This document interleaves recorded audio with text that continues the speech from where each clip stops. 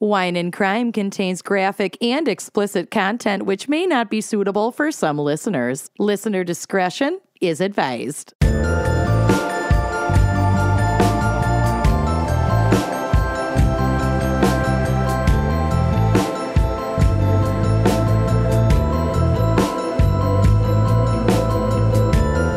You are listening to Wine and Crime, the podcast where three friends chug wine, chat true crime, and unleash their certain accents in whisper form. ASMR Real Housewives. I'm Kenyon. I'm Lucy. I'm Amanda. Thank you so much for joining us today. It's really hard. We've been talking to each other in this whisper voice for like a solid 30 minutes. So now it's really Can't hard. get out of it. Yeah, it's not like, soothing to use our normal voice. it's like weird the to opposite. use regular volume voices, It's but we're going to upsetting. try because I'm sure this is annoying for everyone else. Okay. When have I ever cared about that, though? All right. We have a very special fan pick this week brought to you by Tina Dalton. Buckle up. This is going to be a doozy. It's going to be a real fucking doozy. My case is so sad. Yeah. So Tina has selected the very interesting topic of conspiracy theorist crimes, which This is a good one. I think it's important to place the blame on the theorist, the people who subscribe to these beliefs, because it's very easy to like distance it and be like, oh, conspiracy theories are so nuts. But like when real life people believe them, real life horrific shit can happen. Yeah, we'll talk about that in my case too, but it's also like a lot of conspiracy theories are like white supremacist and capitalist manipulation of like dumb and vulnerable and susceptible people. We will get to it. We sure will. We'll definitely get to it. So it's like, yes, the theorist is responsible, but also the creator of the theory and just all of the collective perpetuation of the theory. Right. It's just a huge fucking animal. Yeah. She big. It's not great. Well, Tina requested that we read some of their emails, so I'm just going to read some of it. They write, "Hey there, lovely ladies. Super excited for this opportunity to pick an episode. I was hoping for you ladies to do conspiracy theorist crimes committed by people because of their belief in conspiracies / crimes fueled by conspiracy theories. I was hoping to dedicate this episode to my best friend, Krista, who passed away last July, 10 days before my birthday. Oh, God. In a freak accident where she hit her head at work and didn't wake up a couple days later because no one noticed that her brain was bleeding. Oh, my Jesus. God. I'm so sorry.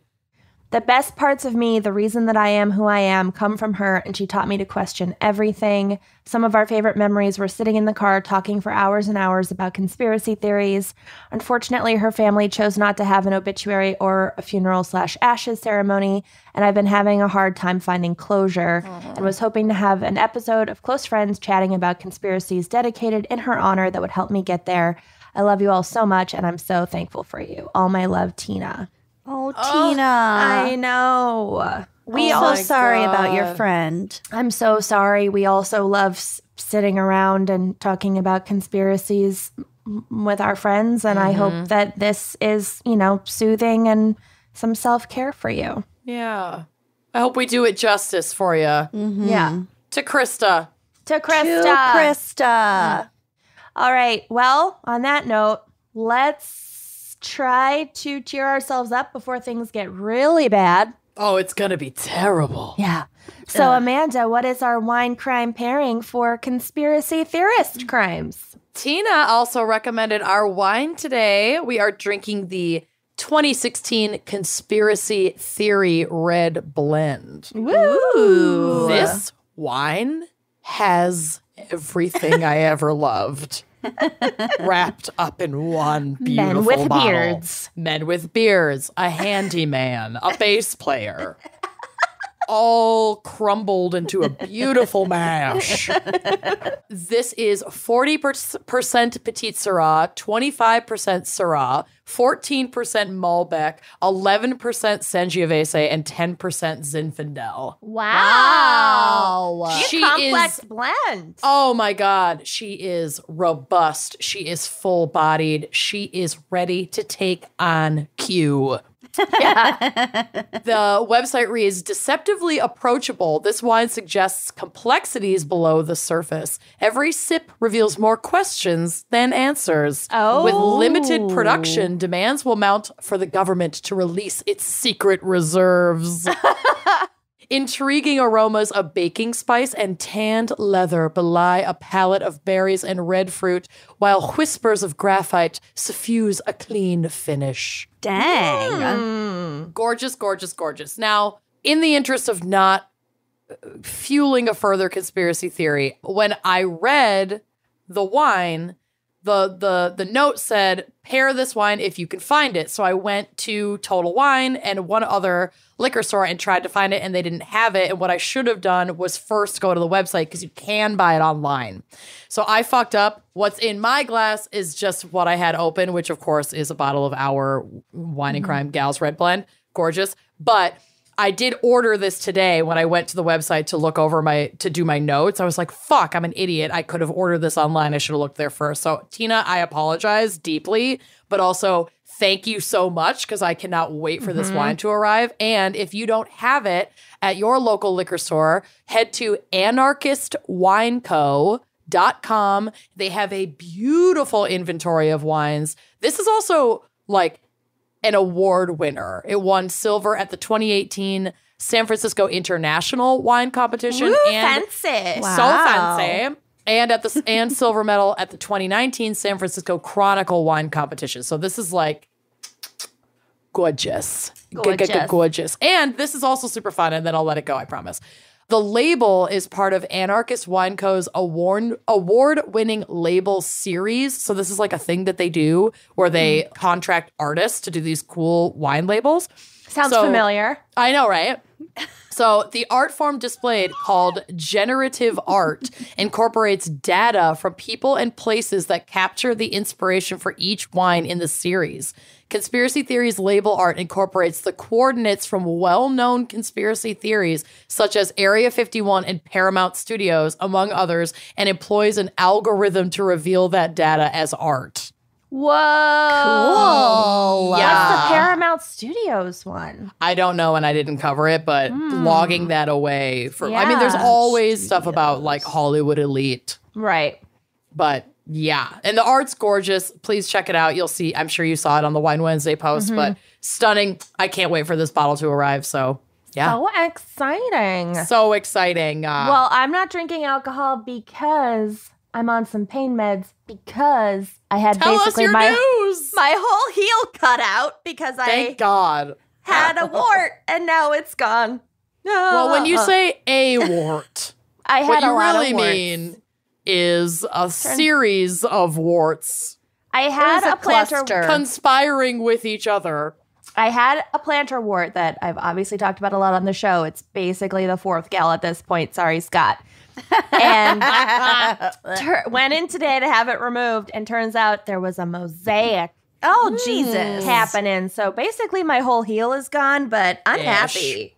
I love I it. want to see a picture of your gone heel. We'll I will take a picture before when and I'm afters on the cleaning it. blog.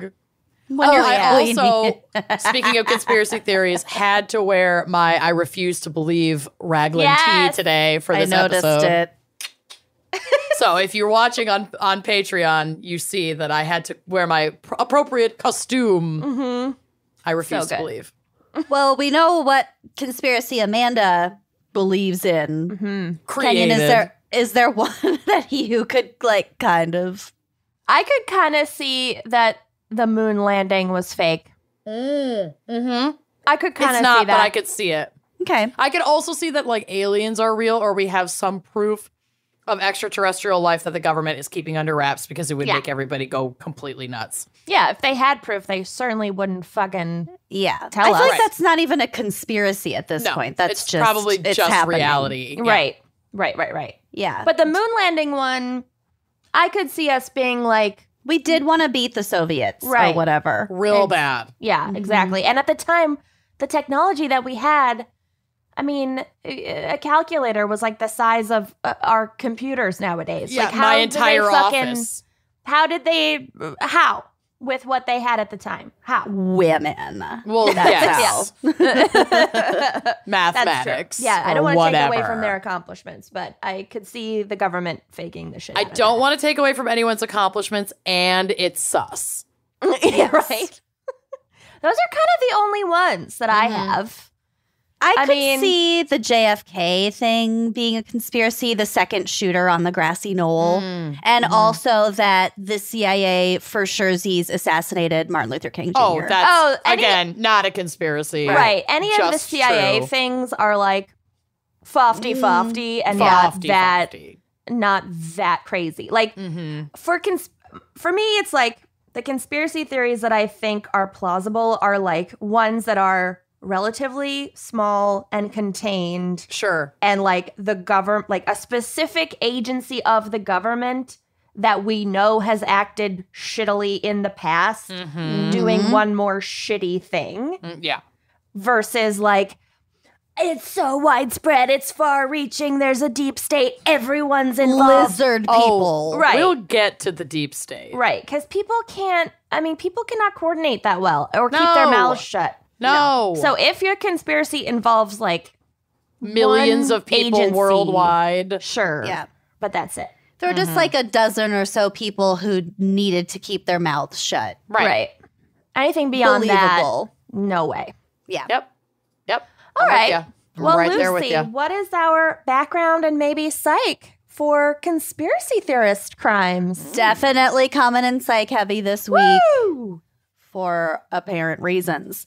So a conspiracy theory is an explanation for an event or situation that invokes a conspiracy by sinister and powerful groups, often political in motivation, when other explanations are more probable.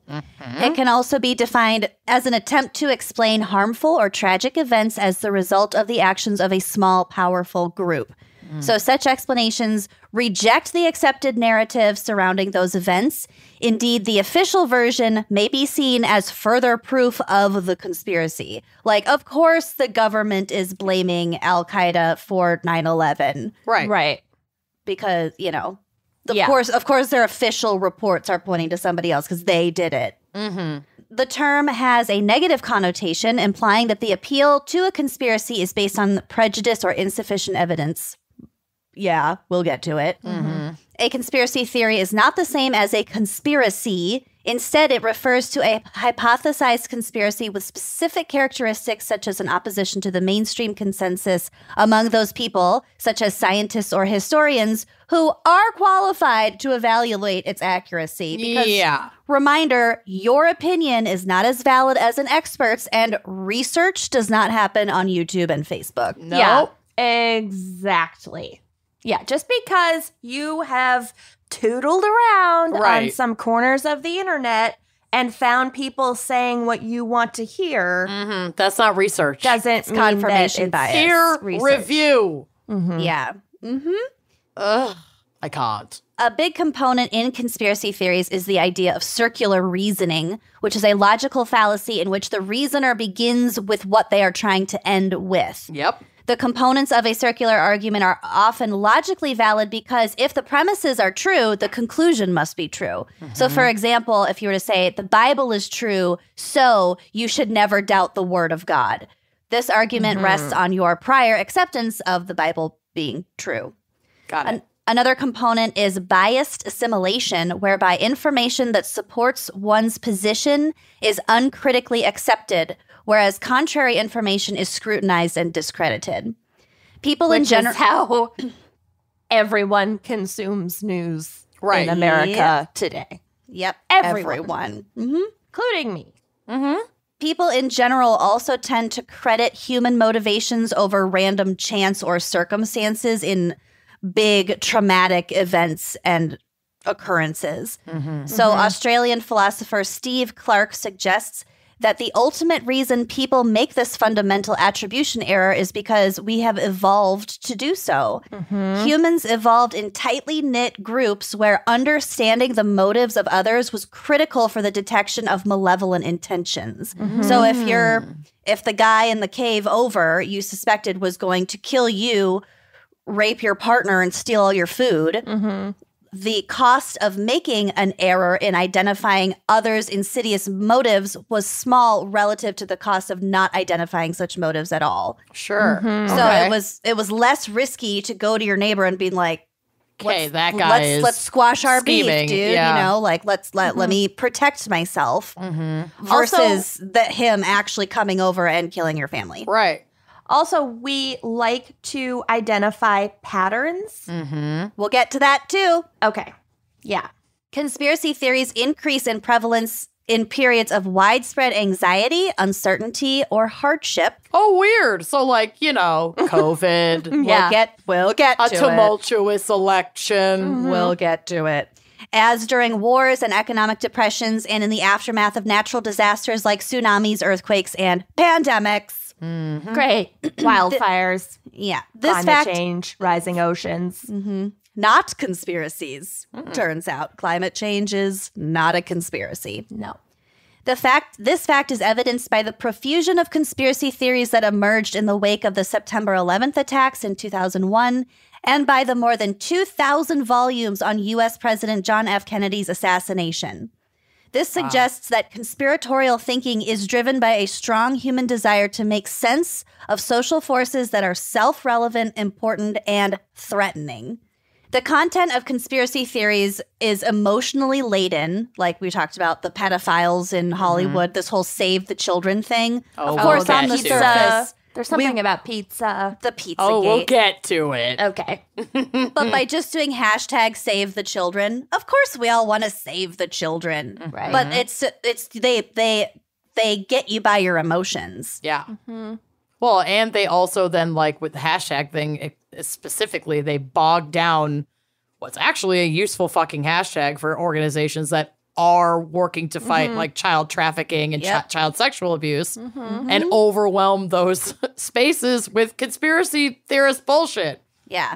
Thus actually hurting the very thing you're trying to save. It's great. Hillary Clinton does not have a sex Save dungeon. the children, but just don't get vaccinated so the children can die. It's great. It makes perfect sense. It's super great. The content of these conspiracy theories can be super gratifying when you allegedly discover it. Yeah. So when you look on YouTube and you're like, oh my God, A to B to C, this makes total sense. And you get a high off of feeling like you're the smartest one in the room. Yep. Like you know things that other people don't. I had this like weird little phase when the Enron scandal first broke. First of all, you were all about the Enron the thing. Enron scandal broke. There was nothing more to find out. It was already out. We knew everything. But I was little. I don't know, 6th grade, whenever that happened, whatever.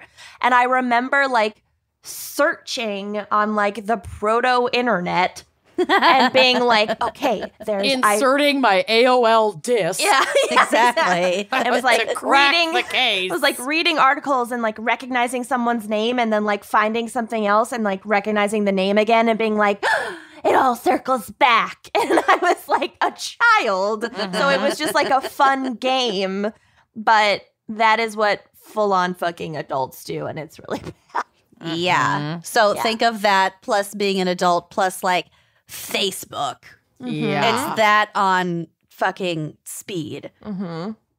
Okay, so the evidentiary standards for corroborating conspiracy theories are typically weak and they are usually resistant to falsification. So when someone says, yeah, that's what they want you to think. Yep. It's like, Yeah. okay. I What believe is it that going you to take? believe you've been in the Space Needle. What is it going to take to convince you Right. that you're wrong, Amanda? People don't want to, they don't want to be convinced. No, I can't be convinced. Holograms are very advanced. And sensory override, you can manipulate any human being into thinking they are feeling, touching, experiencing something. The space needle. Like the space needle. The survivability Wake up, sheeple. Okay. The survivability of conspiracy theories may be aided by psychological biases and distrust of official sources. It's it's a fucking cycle. So here is an example from my boyfriend, Encyclopedia Britannica. How's that going, by the way? Solid, baby. We're fucking solid. I'm so glad. Researchers have investigated belief in AIDS conspiracies, the belief that AIDS was created by the U.S. government to kill homosexuals and African Americans, and attitudes toward condom use. This research has shown that the more strongly African American males believe in this conspiracy, the less favorable their attitudes toward condom use are, and in turn, the less likely they are to use condoms. That is so bizarre because that is just like First of all, it makes no fucking sense to me. Like, if it's so similar to the anti-maskers. Yeah. Being like, China created COVID in a lab. Okay. But it's a hoax and I don't need to wear a mask. Right. It's like, but if China created it in a lab, then you're saying it exists. Right. And it's deadly. But then all of a sudden it's the opposite of that, and you don't need to protect yourself against it. Well, like Lucy said, anything to fit the narrative that you've already landed on. And in a lot of folks, clearly, look at the far right, that narrative is just subject to change on a whim to meet whatever. You can do a lot of mental gymnastics to confirm your own bias. And back to the AIDS thing, like, I am not saying it's preposterous. I mean, it's not true, but, you know, there are reasons for the African American community, Black community, and people of color to marginalized communities to believe that we we'd be will out to get fuck them to up. it in about 8 seconds. So there is also evidence that these beliefs lead to a distrust of research institutions and are a significant barrier to getting Black Americans to participate in AIDS clinical trials. Such distrust did not develop in a vacuum.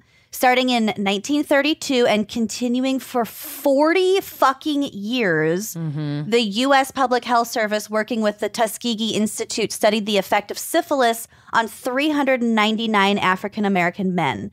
I did not know it went on for that many years. Yep. Almost 400 people. The researchers conducting the Tuskegee syphilis study withheld treatment and allowed more than 100 Black men to die, despite the discovery of penicillin as a standard cure in 1947. Yeah, just to observe what happens. Yep. Didn't they give some men syphilis?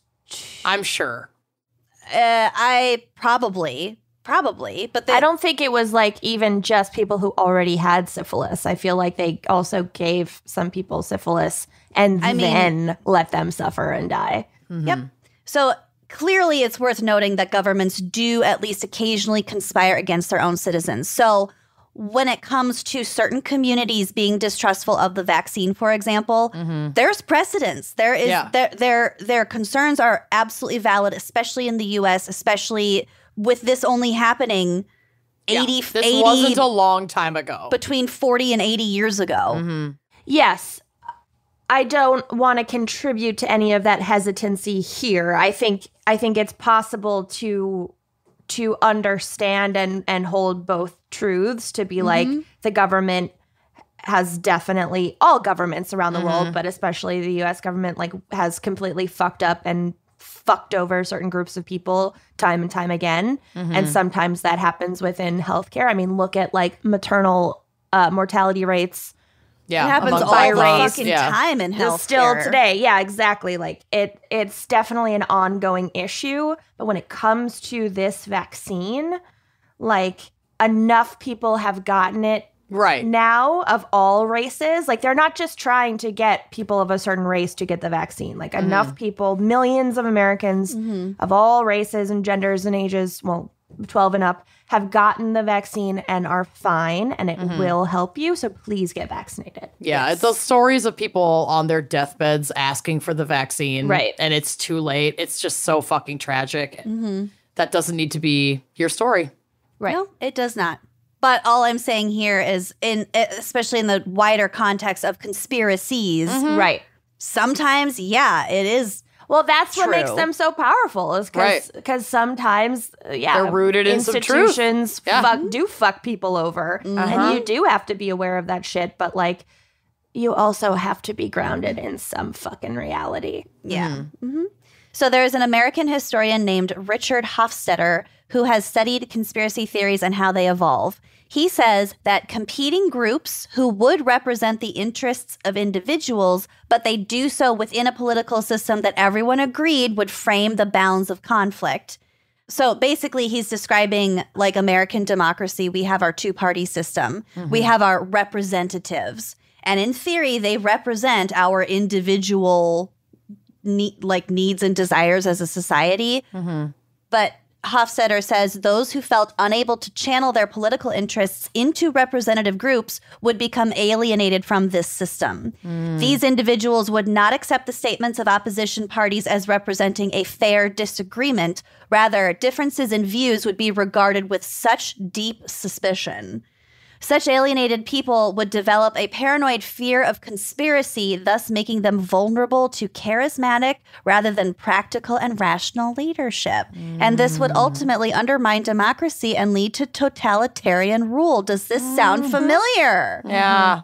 It's real scary how on the nose that shit is. I think it's just a lot of people that, like you said at the top, like want to be smart and be seen as smart and you know, clever, and we're not. Just accept that we're not.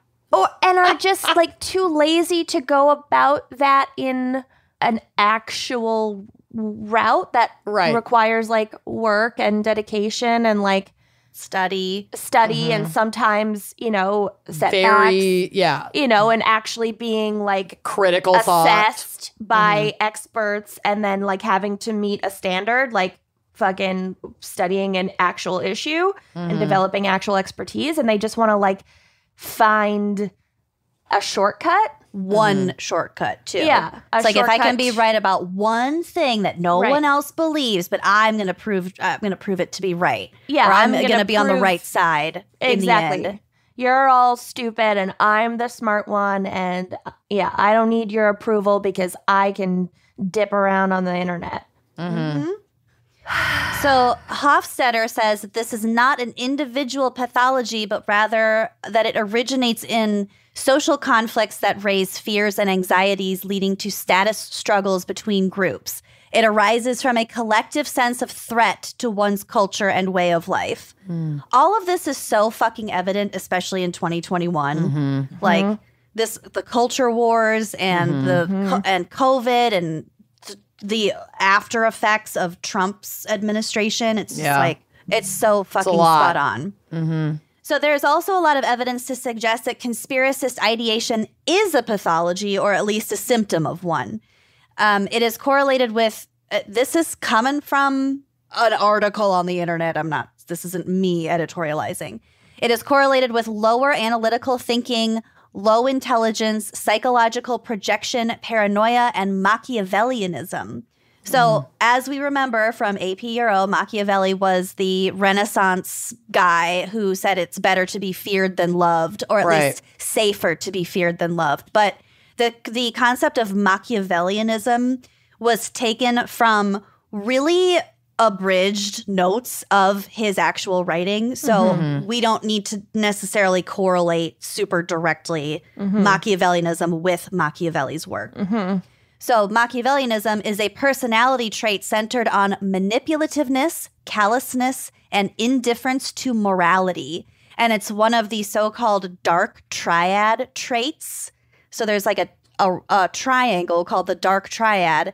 And on one side, it's Machiavellianism, and then the other side is narcissism and psychopathy. So if somebody displays all three of these, they can be a very dangerous individual. Or not, you know, just one or the other, but it's just like it's a dark triad. Right.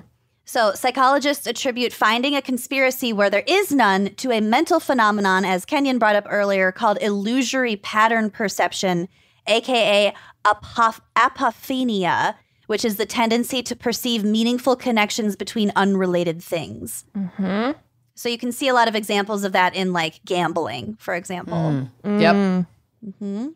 Historically, conspiracy theories have been closely linked to prejudice, propaganda, witch hunts, wars, and genocides.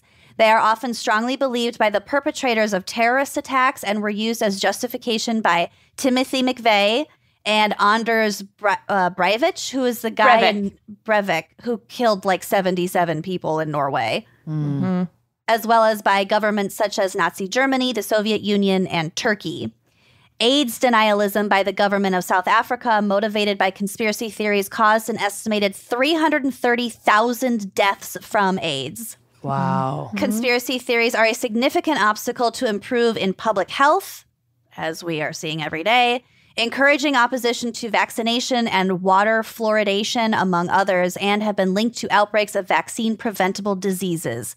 Other effects of conspiracy theories include reduced trust in scientific evidence, radicalization, and the ideological reinforcement of extremist groups, and having negative consequences for the economy.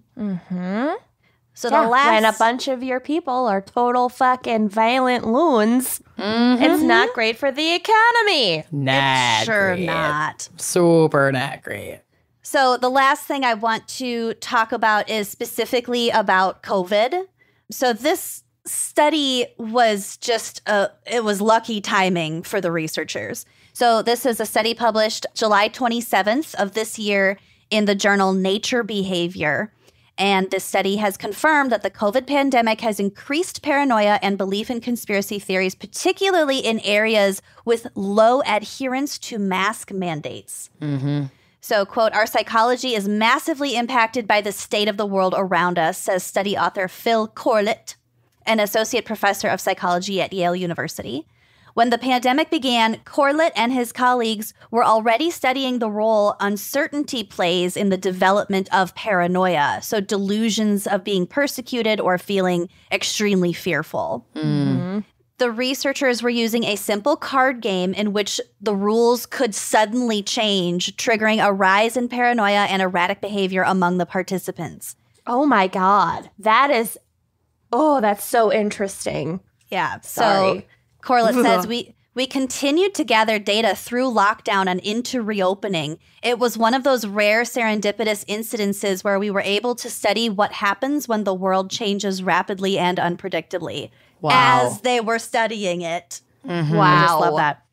Using online surveys and the same card games, the researchers detected increased levels of paranoia and erratic behavior among the general population in the United States during the pandemic. Rates were higher in states where masks were mandated than in those with looser restrictions, but they were highest in areas where adherence to those rules were the lowest and where some people felt most strongly that those rules should be followed. Oh, like, say, a very blue dot city in a very red state? Yep. Yeah. Like Louisville? Yeah. With a Democratic governor who imposes a mask mandate, which is a good thing, but then most people outside of the actual city don't fucking follow it. Yep. So that's triggering your paranoia as Sure a is. liberal wants to follow the rules because science. Yeah. So essentially people got paranoid when there was a rule and people were not following it, Corlett said. The study also found that people with higher levels of paranoia were more likely to endorse conspiracies about mask wearing and vaccines, as well as the QAnon conspiracy theory that the government is protecting politicians and Hollywood entertainers who are operating pedophile rings nationwide, etc. So it's not, these studies aren't breaking down to like left and right leaning. Right. I think our main takeaway is, you know, the farther we swing one direction, it's swinging equally as far in the other direction. Everybody is susceptible to paranoia and therefore to believing conspiracy theories. And this time of these unprecedented times are just increasing that swinging one way or another on both, quote unquote, both binary sides. So I think this might be a good opportunity to plug Talkspace. Oh my God. Yeah, seriously. here's a freebie for Talkspace. like I said, everyone's susceptible. It's fucking widespread. And all this shit that's going on in the world is directly contributing to the proliferation of these whack-ass conspiracy theories. Mm-hmm. And they have very real-world, often violent outcomes. So we should all consume our information with a hefty dose of critical thinking. Absolutely. All of it. Yeah, you cannot only get information that you 100% already agree with. Like, the information that you're consuming should make you at least a little bit uncomfortable some of the time. Mm-hmm. So, like, if you are only getting your news from one channel or from, one channel and then like 3 other websites that are completely in the same vein as that one channel, that's not it's like food, right? Like, you need a well-rounded diet. You need a well-rounded news diet at the same time. And so I'm not the best at this, but I like to get my news from various political podcasts, NPR, which is pretty middle of the road, like various news websites. If I see something on Twitter that I think is interesting, I will follow it. I don't watch a lot of TV news because it's pretty crap. Well, like pundits, it's just entertainment. Yeah. Like, I did watch when the Capitol was under attack. I watched a lot of CNN, but most of the time that's not where I'm consuming my news. I don't know. Just check your sources. My God. If it's coming from a fucking blog, right? One person on YouTube. Anyone can say anything that's on a blog, and anyone can call themselves a journalist. Maybe trust some sources that have been around for 100 years and have editorial boards. And guess what? That doesn't include us. Does not. Does not include us. Don't take what we're saying. We're not journalists. We're not journalists. We're entertainers. Yep. Big hard yep.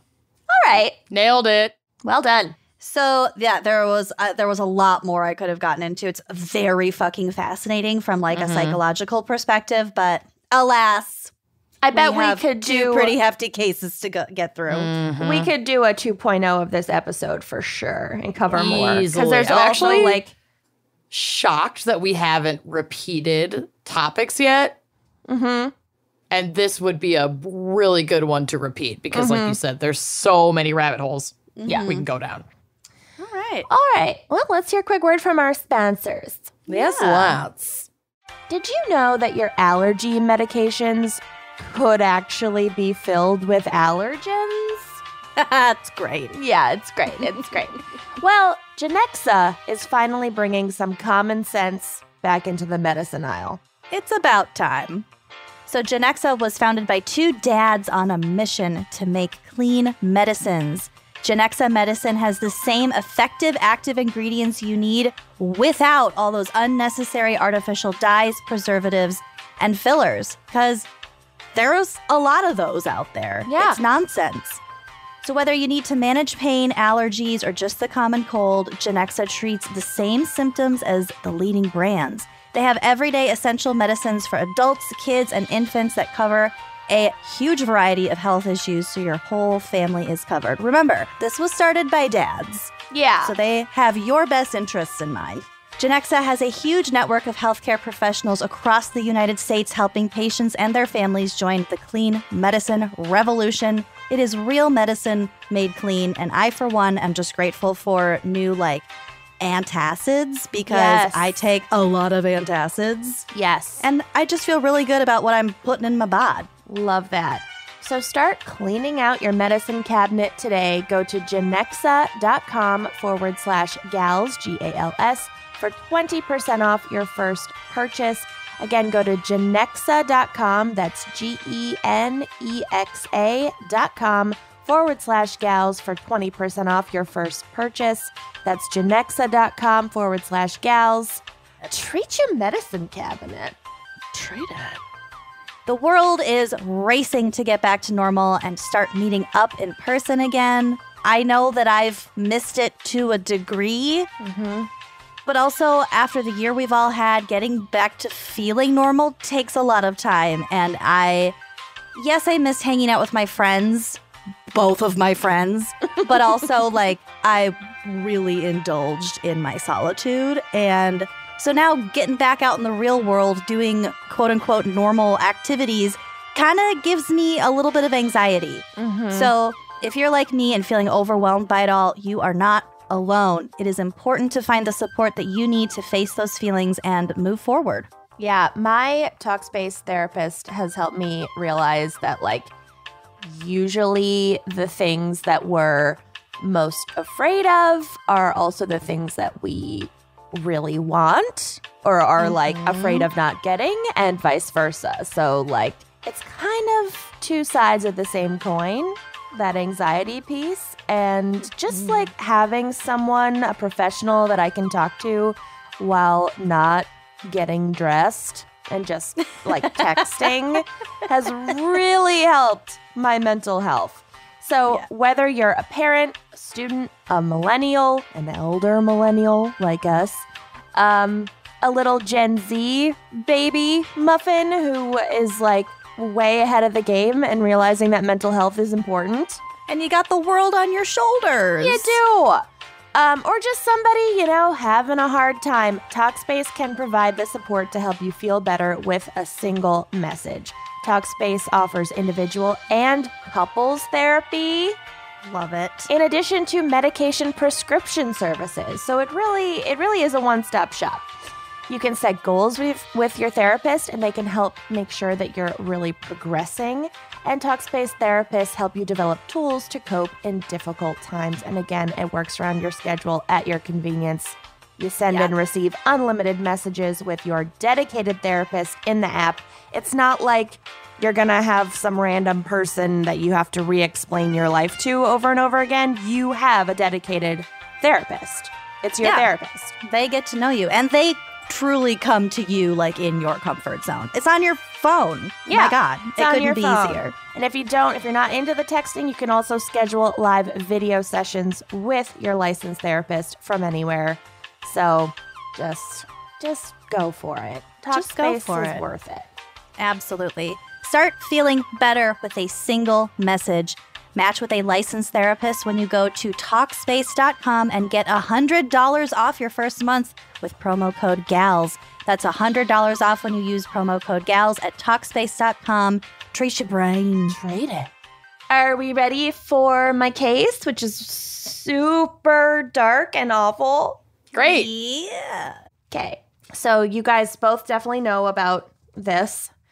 The Tree of Life Synagogue, or La Simcha Congregation, is a conservative Jewish synagogue located in the Squirrel Hill neighborhood of Pittsburgh, Pennsylvania. The original congregation dates to 1864, when it was founded in downtown Pittsburgh by a group of Jewish immigrants. Today, the synagogue describes itself as traditional, progressive, and egalitarian. And you may think that it's tough to be both traditional and progressive. But the temple is large, and it's also like this beautiful building. I don't know if you've seen pictures of the building. It's really pretty. And today, it is actually home to 3 distinct congregations that share the space. And they hold services on separate floors of this large building. So within Judaism, as you know, within other religions, there are all different like levels of observance and belief and values and priorities. So that makes sense. So tragedy struck this longstanding institution around 9:45 a.m. on the morning of October 27th, 2018, just as services were getting underway. A, quote, bearded, heavy-set white male entered the building armed with an AR-15 semi-automatic rifle and 3 semi-automatic pistols. This was the shooting that he, like, live streamed, right? I thought so. I didn't read anything about that. Oh, no, that was the one in New Zealand. Yeah. Right?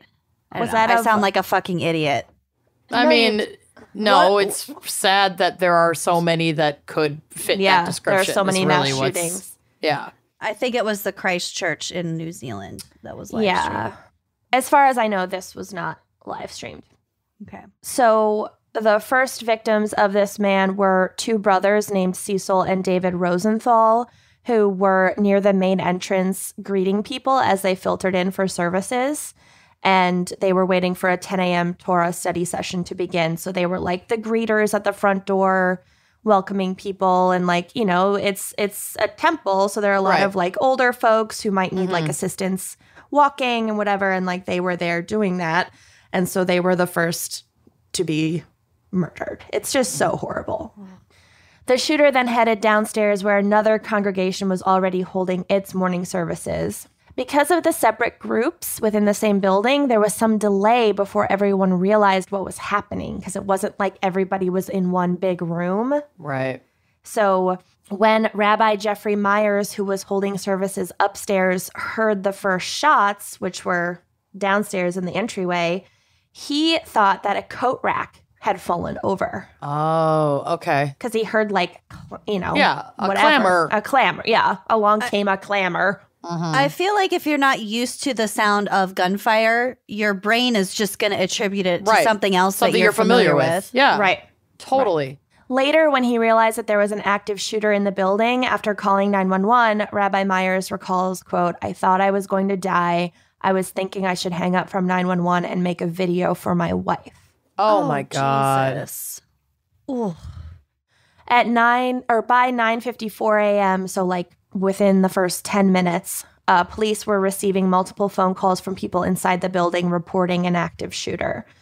The gunman continued his attack for another 10 minutes, so about 20 minutes total, using all four of his weapons. Witnesses would later report that at one point during the horrific rampage, he shouted, "All Jews must die." Jesus Christ. Oh my God. Police and SWAT teams arrived quickly, entering the building and beginning an armed standoff with the shooter, who then barricaded himself inside a room. I think he was alone in that room. I think he had already like done all of the killing. He remained in that room until 11:08 a.m., but after being shot multiple times by authorities, he surrendered alive. Did they take him to Burger King? Yeah, no, but he was alive. He was shot, but he was alive. Mm-hmm. As he was taken into police custody, he told the SWAT officer that he wanted all Jews to die because they were, quote, committing genocide against his people, meaning like white people. His people. Oh my God. Or like so-called, like, you know, so-called Christians. Mm-hmm. White people.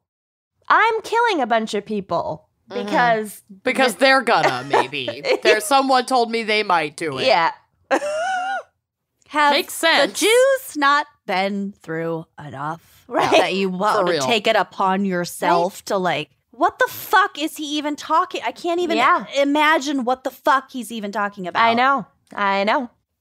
Altogether, 11 people were murdered and 6 others injured, making this horrific and senseless attack the deadliest against the Jewish community on U.S. soil to date. Oh. The shooter was identified as 46-year-old Robert Gregory Bowers of Baldwin, Pennsylvania, which is a suburb of Pittsburgh. In the weeks following the rampage, details began emerging about Bowers' life and his history of conspiratorial and anti-Semitic thinking. But he actually didn't start with the anti-Semitism. He built up to it or was led to it. It's good to have goals through the internet. Yeah. Oh, Jesus. So... Not to excuse, but just to give context, Bowers' parents divorced when he was very young, and when he was 7 years old, his father died by suicide while awaiting trial on a rape charge. Mm-hmm. Wonderful. So not the best start in life. Hey, you can have a fucked up family situation and a lot of trauma and not shoot up a synagogue. Oh, of course. Of course. Yeah. His mother briefly remarried when Bowers was a toddler, but left her second husband after only a year because this man would later be arrested. Well, not because of this. She left him after a year, and then this man would later be arrested for molesting 2 young girls. Oh, my God. Oh, she should make a better choice. She did not have great taste in men. No. I think it's safe to say that much. After this second disastrous marriage, Robert's mother began suffering from health problems, and so from then on, he was primarily raised by his grandparents, which, honestly sounds better than what was going on. Yeah. Bowers dropped out of high school before graduation and began working as a delivery truck driver for a bakery. And he had this job for a long time. He would spend most of the 1990s working at this job. And by many accounts, this is the last time that Bowers would spend any semblance of a normal social life before eventually being entirely consumed by paranoid antisocial conspiracy theories. Yikes. So, like, in the 90s, he was relatively normal. Right. Driving his truck, had some friends. Contributing to society. Was holding down a steady job, you know. Seemingly stable. Yeah. His colleagues at the bakery described him as, quote, a guy who liked beer, Hooters. Oh, my God. Action films, and guns. All right. With a bit of an anti-government streak. Oh, my God. Did he like to rail against technology and manifestos from his cabin in the woods? Almost. So Lord. still, a man named Robert Walters, who was best friends with Bowers during this time, has said of that period, quote, he wasn't like that back then with the hate. He was a happy dude. So, like, he was a little bit of like, look, keep the government off my guns. Right. You know, I don't want to pay taxes. Right. But not alarming anybody. Not kill all Jews. Not a Nazi. Yeah. Right. So even back then, however, he did seek out and strongly believe in conspiracy theories. They just mostly centered around government corruption rather than hatred for a particular group of people. And people in his life seemed to view it as a quirk of his, but not a huge cause for concern. Take that shit seriously. The owner of the bakery remembers that Bowers had made an effort to convince him not to deduct federal income taxes from his pay because of how much he hated the government. And it's like, okay, they're gonna come get it. yeah, like, okay, if I don't deduct this, then you're going to have to pay it. Like, I mean, you could move to a state that doesn't have state income tax, but your federal income tax is still going to be owed. Right. So, like, your employer deducting it is just saving you time and hassle. It's kind of ironic that, like, he's a driver who uses roads and stoplights and presumably has insurance on the vehicle. And, like, these people who say they don't want to pay any taxes, it's like, okay, have Their fun children camping. go to public schools. And, yeah. I mean, have fun camping, but yeah, I mean, you can catch your rainwater and shit in a ditch. Yeah. Yeah. But, like, if there was an emergency, you'd still be taken to the ER. Mm-hmm. You know, if your fucking forest lit on fire, firefighters would come and put it out.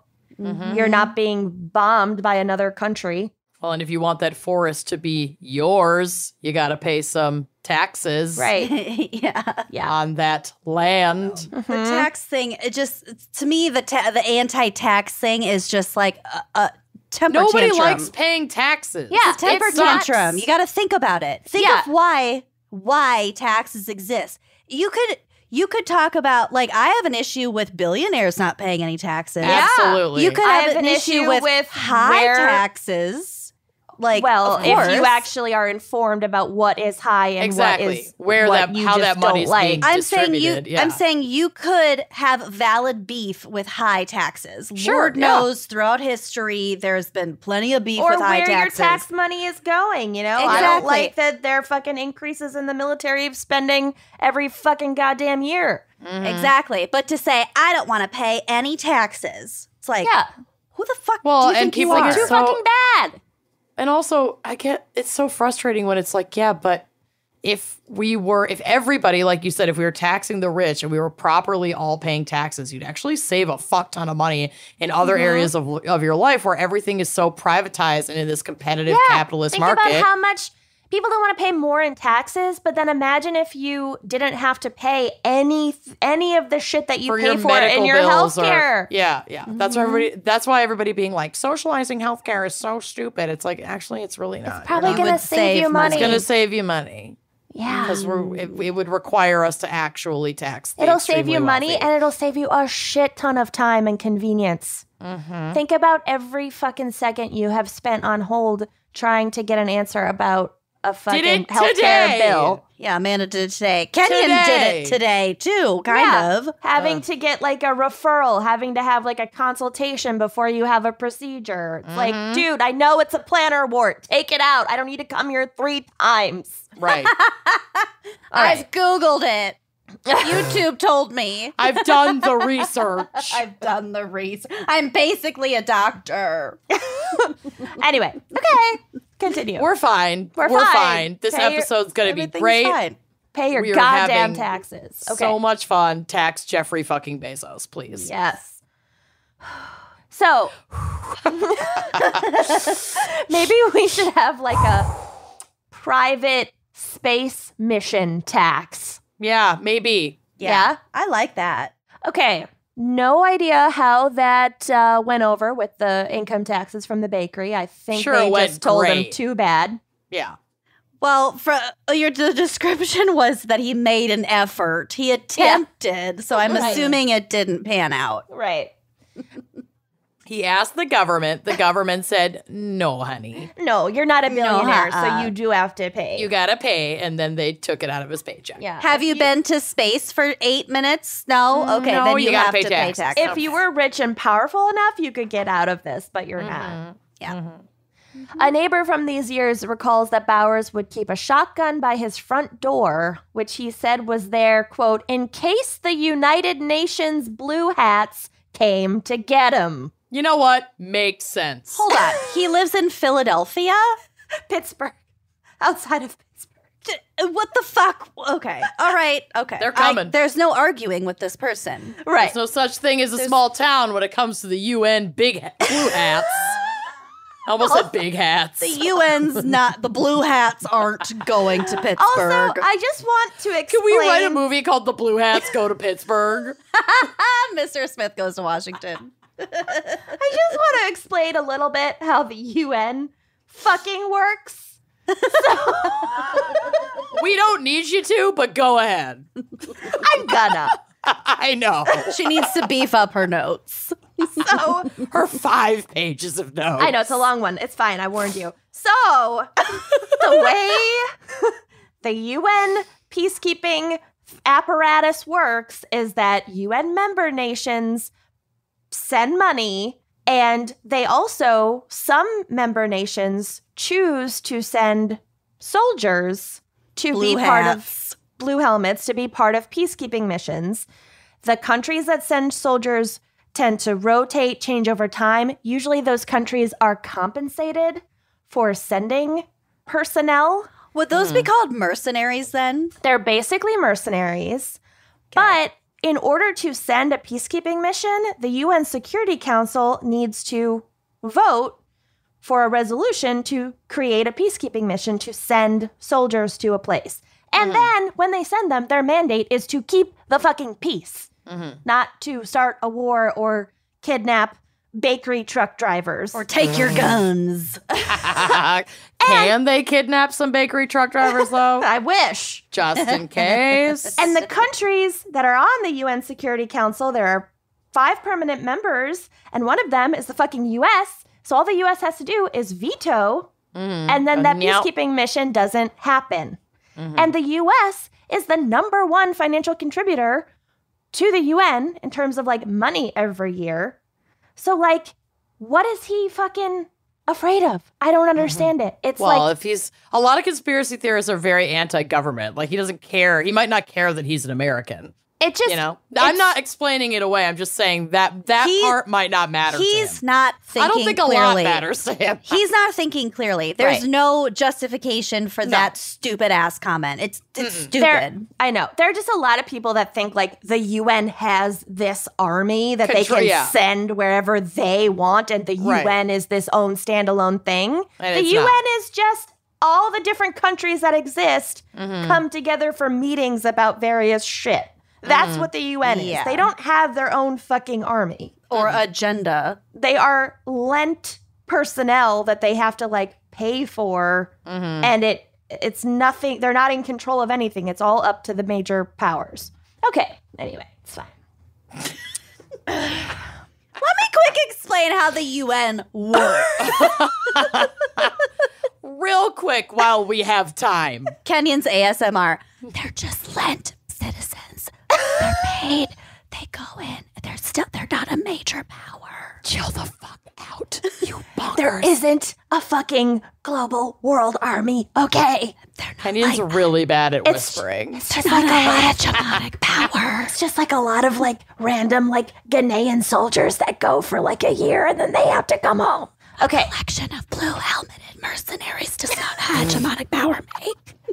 So Bowers' source for all of his anti-government conspiracies was a radio host named Jim Quinn, who Joe Rogan. Yeah, basically. I've never heard of this person, but a friend... Let's just call him Joe Rogan. Joe Rogan.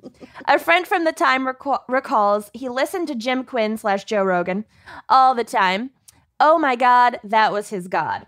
One great. website sums up Jim Quinn's / Joe Rogan's views on the UN thusly. I don't want to get sued for Whatever. It's not. We're not going to get sued It's a for joke. talking shit about a parody. Joe Rogan. Wait, this was before Joe Rogan had a podcast, so it clearly wasn't him. Also, this is America. If we hate Joe Rogan, we're allowed to hate Joe Rogan. True. Yeah. Woo! Freedom of speech, baby. The United Nations, this is what this fucking radio host thought. The United Nations is an expensive farce that allows tyrants to park illegally and pretend that they are legitimate world statesmen. They are not. They are thugs in $4,000 suits who see America as the biggest threat to the world, e.g. their utopian plans to control everything. Wow. Who's they, first Right. of all? Exactly. I think you have a fundamental misunderstanding of Make the it make UN. sense. Park So one more illegally. thing about the... No, I'm kidding. Oh, God. Okay. You beast. So You beast. Peter Simi, a professor of sociology and the author of a book called American Swastika Inside the White Power Movement's Hidden Spaces of Hate, has described how talk radio in particular can be extremely influential in pulling people towards extremist beliefs. Hi, Rush Limbaugh. I mean, bye, Rush Limbaugh. Bye-bye.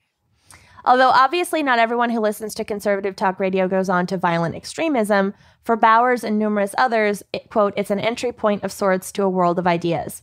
One factor that likely accelerated Bowers' radicalization is that he was an early internet user, which is like so tragic because like if he had been pointed in a different direction and been an early internet user, he could have gone into like computer programming. He could have, you know, like... Well, early internet was all like blogs and shit. That's true. Like but you're I not just- going to find Al Jazeera on the early internet. Sure. Right. But I just mean like if he was capable of being an early adopter of a new technology, then he had some potential to be He had skills. not fucking awful, but he became fucking awful. Maybe those AOL CDs just drove him fucking bonkers.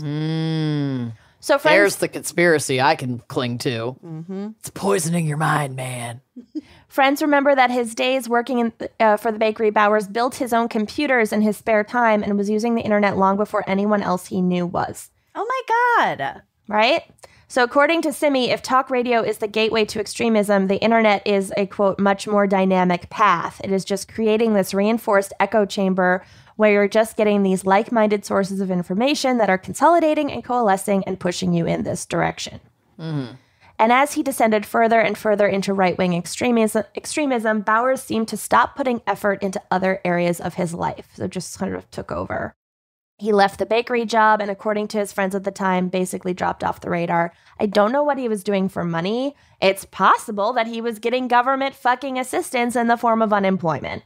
I don't know. Oh, great. I'm I think speculating, but it's possible. He was creating Reddit. He wishes he'd be a millionaire by now. Yeah.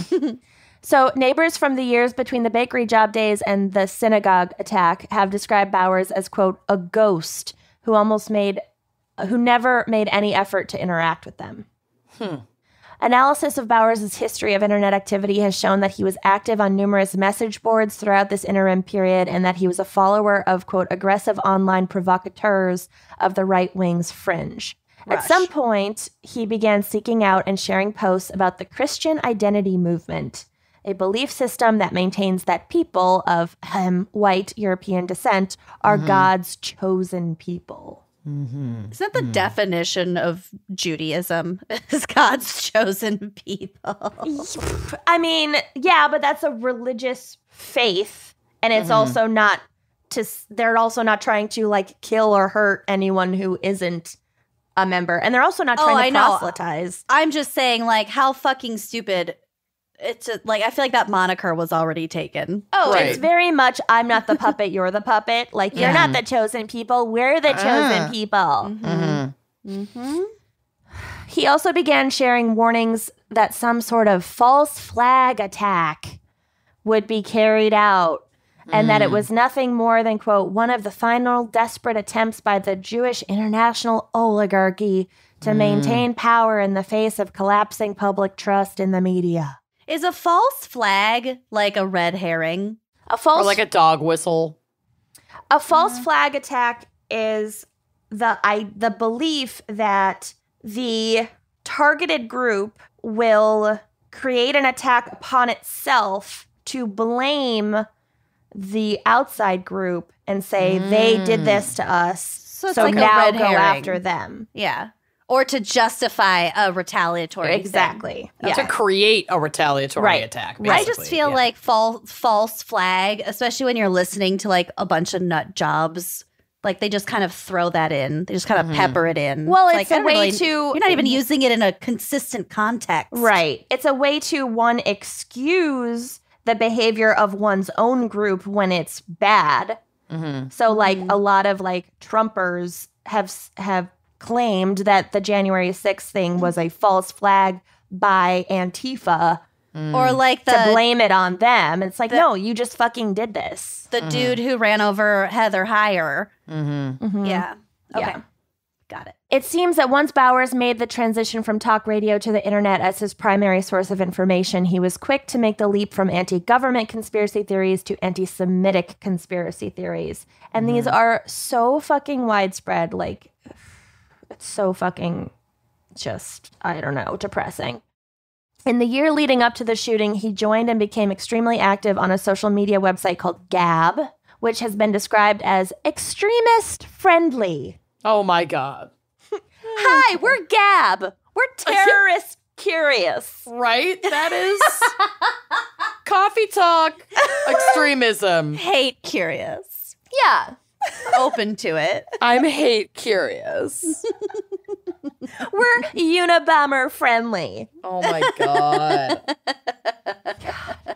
Bowers is self-publish your manifesto today. Right. Yeah, for the low price of $0. We're peer-reviewed manifestos. We're terrorist fluid. Yeah, exactly. So Bowers' profile on Gab included multiple instances of Nazi and white supremacist imagery and the following text, quote, Jews are the children of Satan. The Lord Jesus Christ has come in the flesh. I don't fucking know. In the weeks leading up to the massacre, Bowers shared numerous memes on Gab related to the supposed caravan of immigrants moving through Central America. Remember the caravan? I do. That Did it never ever came? arrive? I don't think so. No, I don't think so. And began posting about Jewish involvement in, quote, mass migration to the U.S. So in particular, he focused his anger on a group called HIAS, which actually I have a friend who used to work there, formerly known as the Hebrew Immigrant Aid Society. It's just a small nonprofit. Actually, I don't think it exists anymore, but it was just a small nonprofit that, like, helped immigrants, like helped like immigrants and refugees resettle in the U.S. I mean, how dare they? Right? First of all, the balls, right? I know, right? And he wrote, "You like to bring in hostile invaders to dwell among us." It's like, first of all, there are so many immigrant and refugee aid societies. There are tons of Christian ones. You're not fucking freaking out at them. It's just so nuts. I don't even know. He also shared numerous posts about the claim that, quote, Western civilization was headed towards extinction unless something was done to stop it. Red white people. Yeah, it's also like unpack some of these fucking terms. Like when you say like Europeans or white people or Western civilization. Like, what do those fucking things even mean? And like, if you actually read a fucking book once in a while, you'll realize that those are all fucking constructs and there's no like pure anything and we're all from something else. Mm-hmm. And everything is borrowed from something else to create civilization. Okay. Finally. This one's hitting home for Kenyon. She's highly paranoid. I am real pissed. She's susceptible right now, so I should really start. This is my moment to start talking about. This is your moment. Space Needle. Mm-hmm. Yeah, that's so-called Space Needle. Listen, girl. You want to get into conspiracy theories? Oh! Okay. Got a doozy for you. So finally, just before the attack, he posted on Gab, quote, HIAS likes to bring invaders in that kill our people. I can't sit by and watch my people get slaughtered. Screw your optics. I'm going in. Oh, God. Ugh. There's always that video game macho thing. If you're dating right going now in. and you're swiping on a Tinder profile that reads screw your optics, swipe left. Yeah. Mm-hmm. This person's probably not based in a reality, some sort of Also, stable reality. Not that any of this makes any sense, but like the synagogue that he chose to attack has nothing to do with this other Jewish organization. Nope, they are not. Which Jewish also people is not are not doing a anything monolith. wrong. Do lizard people have anything to do with pizza? Have anything to do with pedophiles? Have anything to do with the flat earth? Right. In some people's minds, they're all working together. So according to the Southern Poverty Law Center, the quote, the mention of optics references a disagreement that has raged within the white nationalist movement since the Unite the Right rally in 2017 about how best to get their message across to the general public, end quote. So what's so funny about this too is that like a big part of it, and this was a big deal at the January 6th riot, is that like a lot of these extreme like right-wing dudes, like I just read this article about the guy who like founded the Proud Boys. He's like pissed because all the dudes that went to storm the Capitol like just look like shit idiots. Yeah, like, they don't look classy enough. Exactly. It's like he's like, no, you're supposed to be wearing khakis and tuck in your button downs while you scream about loving Hitler. Exactly. And they're all like paunchy wannabe veterans in so like when they flannel say they're concerned about and, like, optics, too like tight vests. They don't want to be associated with the main foundation of all of their conspiracy theories. Yep. They're not hot enough. Like just literally Trump said something like these that. These are your pickings. He said these people aren't like classy enough. Correct. Yeah. Something like that. I'm paraphrasing. Anyway, so basically the optics thing, like we said, is like, do we want to commit violent terrorist acts or do we just want to talk about committing violent terrorist acts? Yeah. Because one of those things has better optics. Right. Also, just a little reminder about that Unite the Right rally. Like, was that the Tiki Torch one? They were chanting Sig Heil and Jews will not replace us, which is sometimes sanitized down as you will not replace us. But they were chanting Jews will not replace us. They had no fucking shame. No. No shame in their game.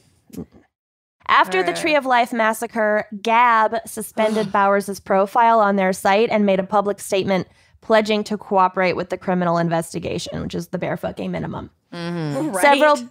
Several businesses that had some affiliation with Gab, including PayPal, Stripe, and Medium, pulled their support, and GoDaddy required Gab to relocate their domain name hosting to a different service, temporarily shutting down the website. And honestly, like, deplatforming these people fucking works. And we need to do more to do it because it actually works. 1,000%. Everybody goes on and on about, well, that's censorship. It's like, yeah, well, sometimes that shit's required. Like, these people can still say whatever the fuck they want to say on the internet. But they don't have the right to unite a whole bunch of other fucking assholes to commit acts of violence. Yeah, against other people. Like, there is a line. Right. Well, there are consequences. Right. Like it's a company like Twitter, Facebook, Gab, whatever. They have every fucking right to Yep. take down your shit. If you're spewing hate speech and trying to unite other like-minded I don't want to be associated imbeciles, with that shit. Yes. If we were on here planning violent attacks on our podcast, we'd lose all of our advertisers. We would lose our advertisers. We would get kicked off of our podcast hosting platforms, and like there would be consequences. Yep. Duh. Bowers was charged by the U.S. Department of Justice with 29 federal crimes. He appeared in federal court in Pittsburgh on October 29th, 2018, and was ordered to be held without bail pending trial, thank God. On October 31st, he was indicted on 44 counts by a federal grand jury. The charges against him carry a maximum penalty of death or 535 years in federal prison. Bowers entered a plea of not guilty. Of course. Okay. Of course he did. On January 29th, 2019, the grand jury indicted Bowers on an additional 19 counts, 13 of which were for hate crimes. The Justice Department is seeking the death penalty, but Bowers' legal team, which includes an anti-death penalty advocate known for representing high-profile clients, has been pursuing a plea deal. I'm guessing he's probably going to escape the death penalty. I also don't know when the last time they had the death penalty in Pennsylvania. I feel like I mean, none of us are a fan of the death. No, right. I just want him to go to prison forever. That's plenty. prison. Right. Yep. There's still no trial date set due to like ongoing negotiations, and also COVID-19 delayed some things. One of the conflicts delaying the case has to do with some of the charges being for hate crimes and arguments made by the defense about who exactly hate crime laws are meant to pertain to. And I'm sorry, if you don't think that Jewish people qualify as a targeted group for hate crimes. Quite frankly, that's so frustrating because that. Are you kidding? It's like the parameters for hate crimes are already really frustrating for like people under religious persecution and Black and brown people. But like if a white Catholic was attacked for something that was clearly because they are Catholic, like, you better believe the systems of government would be like, yeah, sure, okay, that's a hate crime. Well, this person, this defense team is arguing, and maybe they know that this is a fucking stretch and they're just grabbing at something. I don't know, but it's fucking absurd. Probably this is indefensible. Right. They're arguing that because the 13th Amendment authorizes the hate crime laws, these laws should not apply to the Tree of Life victims who were Jewish, because Jews were never enslaved in the U.S. But is that what's... What the fuck? What the fuck kind of logic is that? It's insane. I guess I'm not familiar with the written, the text. exact like written text of the hate crime act or whatever. I'm pretty sure it's like belonging to a certain category or group, including like I don't religion, think it ever race. said you have to have been enslaved in the United States it's to arguing qualify. that hate crimes can only apply to Black people. Like, that doesn't make any fucking sense. Like, they apply to LGBTQ people. They apply like, it's fucking ridiculous. Yeah, that is absolutely absurd. So the judge in this case has said, however, that although the Supreme Court has recognized that while the immediate concern of the 13th Amendment was African slaves, or we should say African-American slaves, enslaved people. The amendment, this is also a quote, but the amendment applies to universal freedom for all people. The most recent update on the case is that in July 2021, the judge ordered the prosecution and the defense to set a date for the completion of review of all physical evidence in the case. And she has said that she expects that the review will be complete by the end of September this year. So the judge is like, you know, that LOL, is fucking stupid. Yep. The victims in this attack were Joyce Feinberg, Richard Gottfried, Rose Mallinger, Jerry Rabinowitz, brothers Cecil Rosenthal and David Rosenthal, a married couple, Bernice Simon and Sylvan Simon, Daniel Stein, Melvin Wax, and Irving Younger. And I also just want to take a moment to note the extreme rise in anti-Semitism, like across the globe, but including in the U.S. over the past 4, but especially this past year. And these are some quotes from the Anti-Defamation League's website. Quote, as the violence between Israel and Hamas continues to escalate, we are witnessing a dangerous and drastic surge in anti-Jewish hate right here at home, said ADL CEO Jonathan Greenblatt. According to the ADL's most recent audit of anti-Semitic incidents in the United States, It recorded more than 2,100 acts of assault, vandalism, and harassment, an increase of 12% over the previous year. And this is the highest level of anti-Semitic incidents since the ADL's tracking began in 1979. And that is actually out of date, this 12%, because actually lately it's been a rise of like 300% over the past year. Like, Jesus Christ. Anti-Semitism is fucking blowing up around the world, and it's very, very scary, and like we need to attack it wherever it exists. Mm-hmm. Yeah. Jesus Christ. And donate to the ADL and also the Southern Poverty Law Center. Yep. Yes, both doing wonderful work. All right, so that's my case. I know it was long and really sad. Well, let's take a sponsor break so we can get to another long one. Great. Oh, God. Go stretch your legs, people. Because we'll be right back. So Lucy and Amanda have worn me down and finally convinced me to try watching the Real Housewives franchise. I'm so proud of you. And I have gotten really into it. And I have also gotten simultaneously really into playing my best fiends because I can do both at the same time. And it's like my brain is engaged, but it's also tuned out. That is my favorite combination. Yeah, it is a really good and relaxing combination to like watch mindless TV and then engage your mind with, best fiends and, challenging yourself to beat however many levels that week. I just can't stop playing. I'm really into it. I have gotten so unbelievably into it, even more than I was before in the last few weeks. I don't know why. Mm-hmm. Corey actually told me that I was playing too much Best Fiends. I know. To which I replied, there's no such thing. Right? Best Fiends has thousands of puzzles and they add new ones all the time. I love that they have those little like offshoot games. Mm-hmm. Like right now I get to roll dice and like move around on a board and like collect prizes. Mm-hmm. Oh my God, I get so into it. So right now I'm on level 693. Nice. And I know Kenyon is a lot farther than me. I'm on level like 916, I think, which means that I have advanced like, honestly, like 400 levels since our last Best Fiends ad. I know. It's a lot.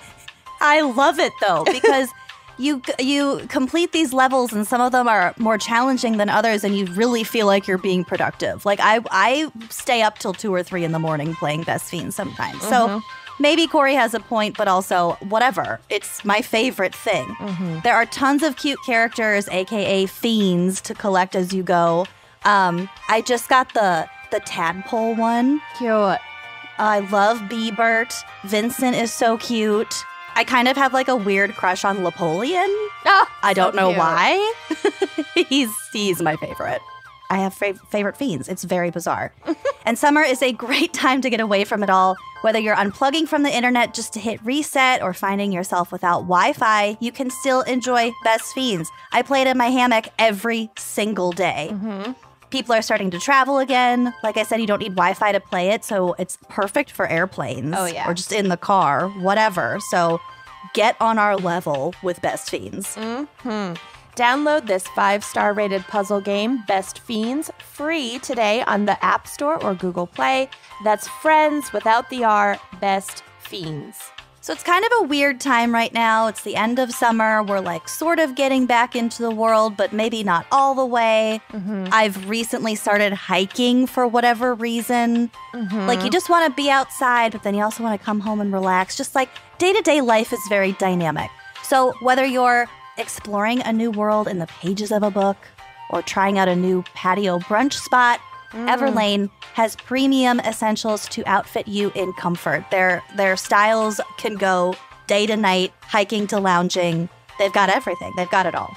I love Everlane. I have been a big fan since way before we even started the podcast. And I just love like their essentials, really. It's great for like a capsule wardrobe or for, just kind of simplifying your fashion game and loving like every single piece in your closet instead of, fast fashion and then, things wearing out and throwing them away, which is bad for you and bad for the environment. So you wash it once and you hate it after that. It's ridiculous. So why waste these are your time with that? Versatile, high quality, staples. Exactly. And Everlane has made quality clothing with ethical factories and radically transparent pricing since 2010. They do extensive research and vetting to use ethical factories that provide fair wages and reasonable hours to the skilled people who craft their clothing. And like we said, really love the design. It's super classic and timeless. And then it's also made with the finest sustainable materials, so you can wear these pieces for years to come. I have a gray long sleeve shirt from Everlane that I bought, I think in 2012, and it is still one of my favorite shirts in my closet. I know that shirt. Yeah, exactly. It's a good shirt. It's a great Very shirt. Flattering. So most retailers hide their markups, but Everlane believes their customers have the right to know how much their clothes cost to make. And so, in fact, they share exactly how much their products cost to produce at each stage in the process. So that's really interesting. And Everlane has everything you need to upgrade your summer look, whether you're going out on the town with friends or having a movie night in with the fam. So from workout to takeout, swimwear to trackwear, styles for lounging, which is our favorite activity, or hitting up your favorite late night spot. I mean, really, they've got it all. Their breathable organic cotton trackwear gives an elevated take on tried and true basics. And for those beach days or pool parties, check out Everlane's sustainable swimwear collection, which is made from 13,768 pounds of recycled plastic. I love that so much. So go to everlane.com/gals and sign up for 10% off your first order plus free shipping. And get easy returns within the 30 days of your ship date. That's 10% off your first order when you go to everlane.com/gals and sign up. So treat your wardrobe. Treat it. All right, are you ready for my case? Yes. Maybe. You're not. I mean, no one is. You beast. I'm going to try to keep this brief, but my God, there's so much. Oh, God. Because today I'm going to be talking about QAnon. Thank God. Rhiannon. So, Stevie Nicks is Q. And that's my case. And also the violence that this conspiracy theory has left in its wake and continues to create, because it's not completely gone, even though it's kind of in a dormant weird ever since Trump lost the election. And we No, they're just waiting till September. Something big is happening in September. Right. It It's just always keeps gonna, they just gonna It keep reminds pushing me it.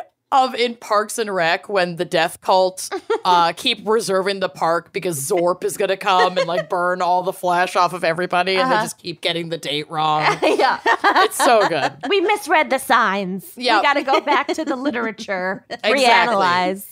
And if you haven't watched the QAnon documentary on HBO, please watch it. Sit with the ridiculousness of the origin of this conspiracy. Also, researching this has destroyed my search history, so I need to throw out all of my computers. Here we Join go. the club, honey. We're fucked. I have had to Google some really fucked up Bad stuff. Bad stuff.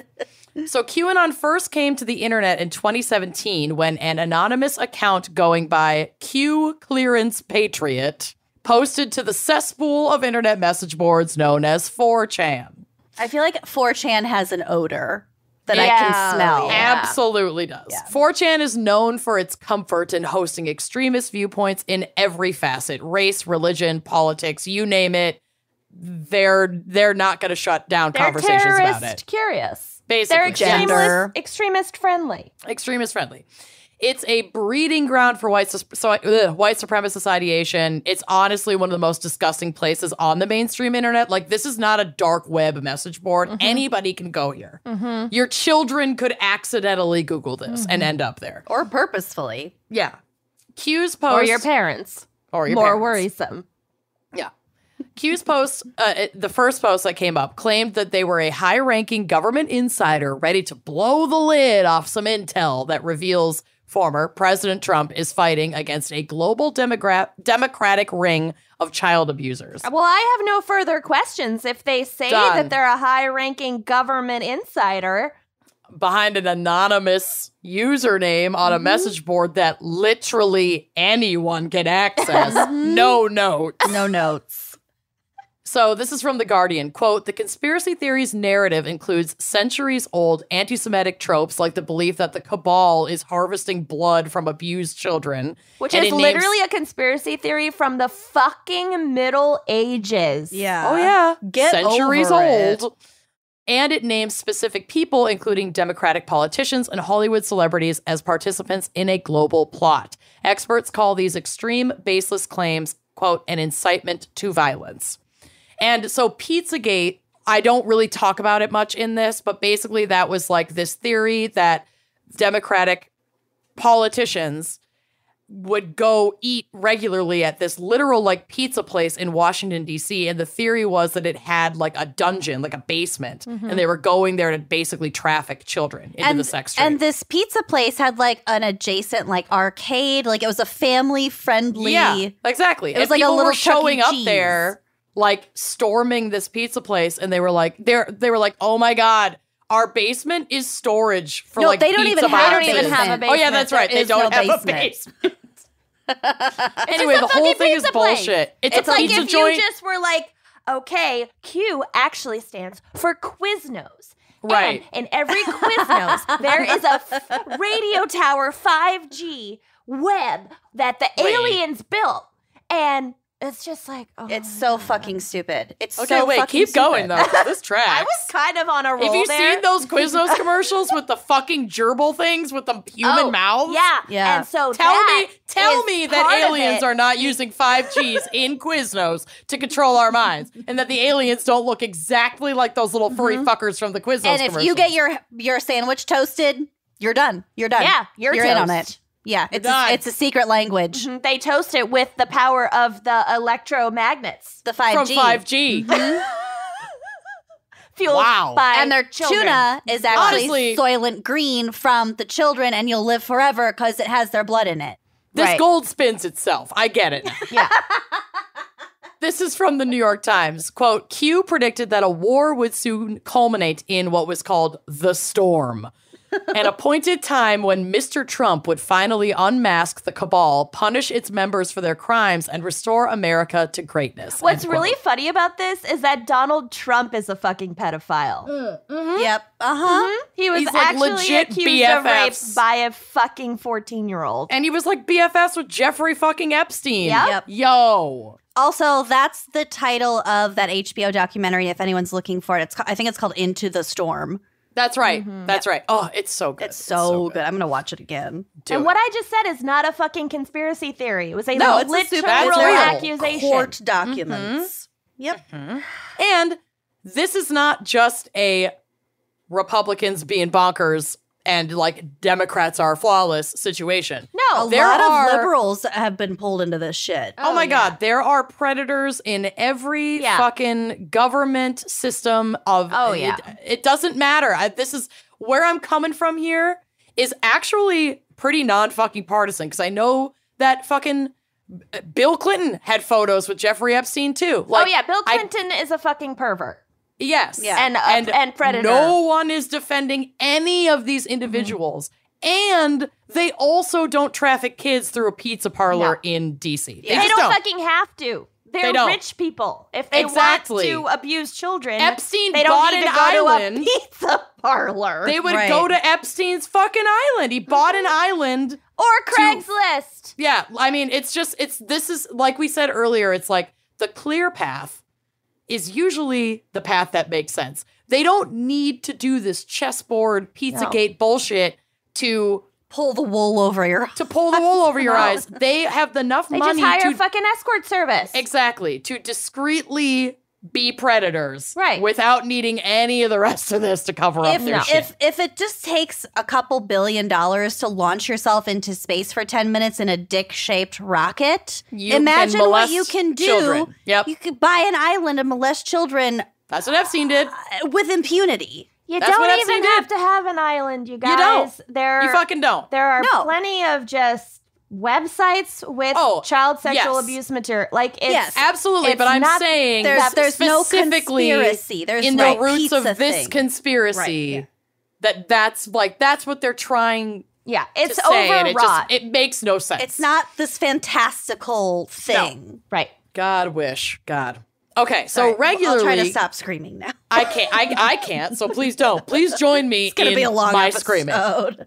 Regularly, Q would post updates that became known as Q drops, barf, like dewdrops, Q drops. Ew. First, they were posted to 4chan. Then he got like shut down on 4chan, I guess, because someone finally like sued. And they had ties to that fucking march with the tiki torches and all of these fucking demonstrations as well and inciting violence. So he moved over to a new site called 8chan and then 8kun. And all of this is like also a trail to who Q actually is, which again, I'm not going to focus on that in this episode because it's a lot. You have to go watch that HBO documentary. There is a reveal at the end, though. It's really interesting. It basically, like I said earlier, basically these different platforms are either moderated or literally built and created by the same individuals who are believed to be Q, who don't really have any stake in politics at all and just use Q to draw traffic to these sites for money. And then So it like kind I of said, got a little fucking bit with out people. of their own they expectations. did. It's like this grew way beyond what we can handle. So just like most conspiracies, like I said earlier, it's a capitalist trick so someone can profit off the stupidity of the masses, fucking question everything, but not in this way. Like, if someone's trying to get you to believe something really staunchly that's just really grandiose and bizarre, they probably want something from you. Or someone at the Right? top wants something from you. Like, that's what you should be questioning. Right? I don't. But the this guy vaccine, has though. no I can't. stake. This guy has It's like no none. dog It's in like that fight. the skepticism is like, it's misdirected. And it's not healthy. Like, there are healthy levels of skepticism that we should all have. This is not health. This is harming people. It's like you're being skeptical. You're only pointing your skepticism at logic and facts and the truth and conventional not at wisdom. Bizarre, grandiose, And not delusional at ideation. the fucking scam artists that are Yeah. using you. Using you. Exactly. You're being fucking used. So these Q drops would contain coded messages alluding to illicit behavior of mostly Democrats who held positions of power or previously held positions of power. And I'm not going to read it, but there's a screenshot of one on the drive that'll be on the blog so you can see how like the coded quote unquote messaging would be, made. So this grew such an intense following that people developed apps that would track and alert them to new Q drops, of which there were thousands. I think by the last time there was a known post by QAnon, and like they can tell not necessarily the exact location of this individual who's posting, because this individual that is believed to be Q is like very techie, so kind of knows how to make like dummy IP addresses, but there are still ways of knowing that it's the same like device or same individual that's posting these. So there were enough like Chemtrails. technologically intelligent. Oh my God, don't even get me started on chemtrails. to be able to identify that, like, okay, this is a real Q drop because it came from the same person as or the same like IP, whatever. Because as the I'm original sure there poster. were a bajillion people lot going of on fake there outs. being like, I'm Q. Yeah. for sure. So according to the New York me. Times, quote, I'm Q. it's also me. One of these apps hit the top 10 not paid me. apps in Apple's App Store before it was pulled down for violating the company's guidelines. Groups following and dissecting these Q drops popped up all over social media, especially Facebook. It's estimated that millions of Americans believe in QAnon still to this day.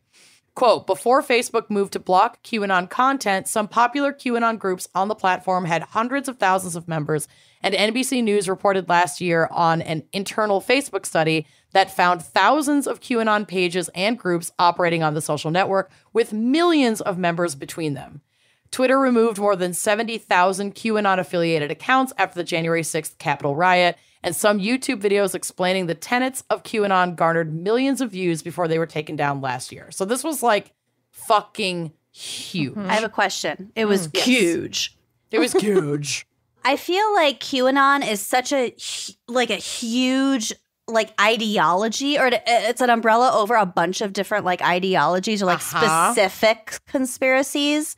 So when you say that hundreds of thousands of Americans believe, or millions of Americans believe in QAnon, is it not important to say that millions of Americans might believe in one aspect or another of QAnon? Because there are so many different levels. tentacles of, I think of theories. if they believe the basic tenet of it, that there is some high government insider who is anonymously sharing clues. And that's the thing. It's not necessarily believing in QAnon doesn't mean you automatically believe everything under that umbrella, but you believe that this is an actual government insider. Or that QAnon is a person. Yeah, but I think a lot of these, like Pizzagate, for example, I think a lot of people kind of caught on to it, but never necessarily traced it back to that one individual on 4chan. It was just a theory.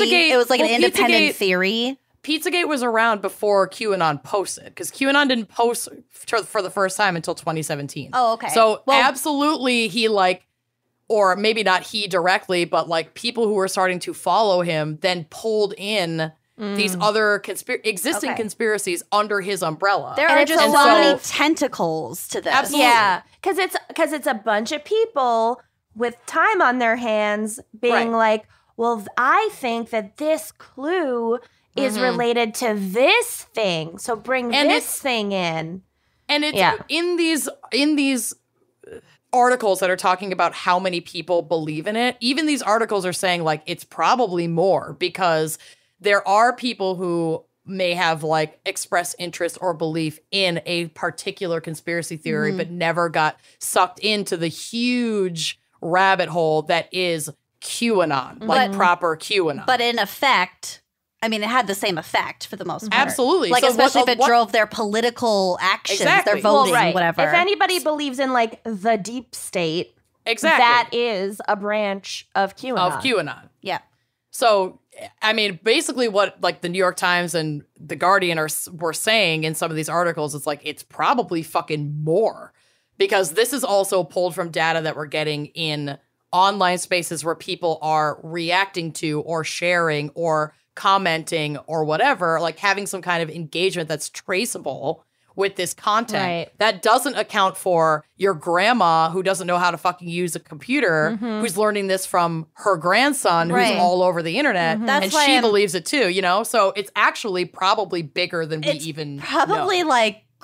Closer to half the population. I wouldn't be shocked. I don't want to speculate. We know from looking at data on the internet that worldwide, not just in the US, but worldwide, there are millions of people who have engaged with and believe and shared in a positive way this misinformation. Okay, gotcha. And that's where they're kind of getting that data. Gotcha. So I'm going to spend the remainder of my segment going over a little timeline of violence by Q conspiracy theorists specifically. I'm going to spend the remainder of your segment screaming in my heart. Scream inside your heart and drink up, twins. So, June 15th, 2018, Arizona resident Matthew Wright has had enough of waiting for Trump to, quote, drain the swamp and arrest the liberal elites who were abusing children and ruining America.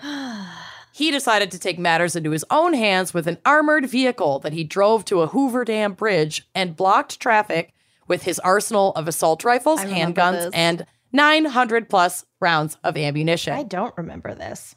I do. Oh, he's an idiot. From ABC News. I have a question about ammunition. Yes. 900 rounds, is that 900 bullets or 900 times 6 or whatever? No, it's bullets. Oh, a round is misleading, I think. If you're not familiar with guns, then yeah. Yeah, that's me. Okay, yeah. That's what they call it. I've been misled. I've been lied to. I refuse to believe. From ABC News, quote, Wright, armed with a rifle in a black armored truck, blocked the Mike O'Callahan-Pat Tillman Bridge over the Colorado River at the Hoover Dam, where the Arizona and Nevada state lines meet. Beautiful area. stunning.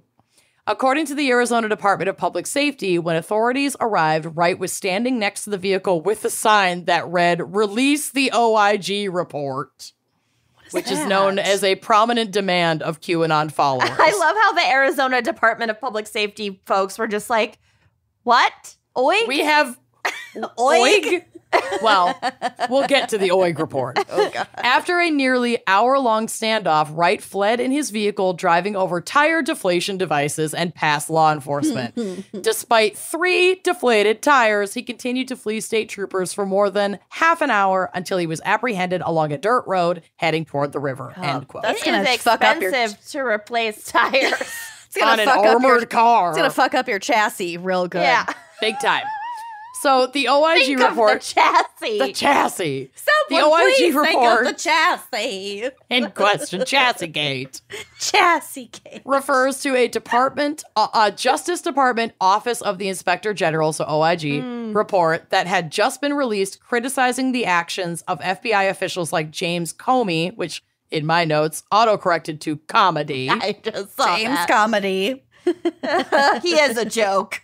during the Hillary Clinton email investigation.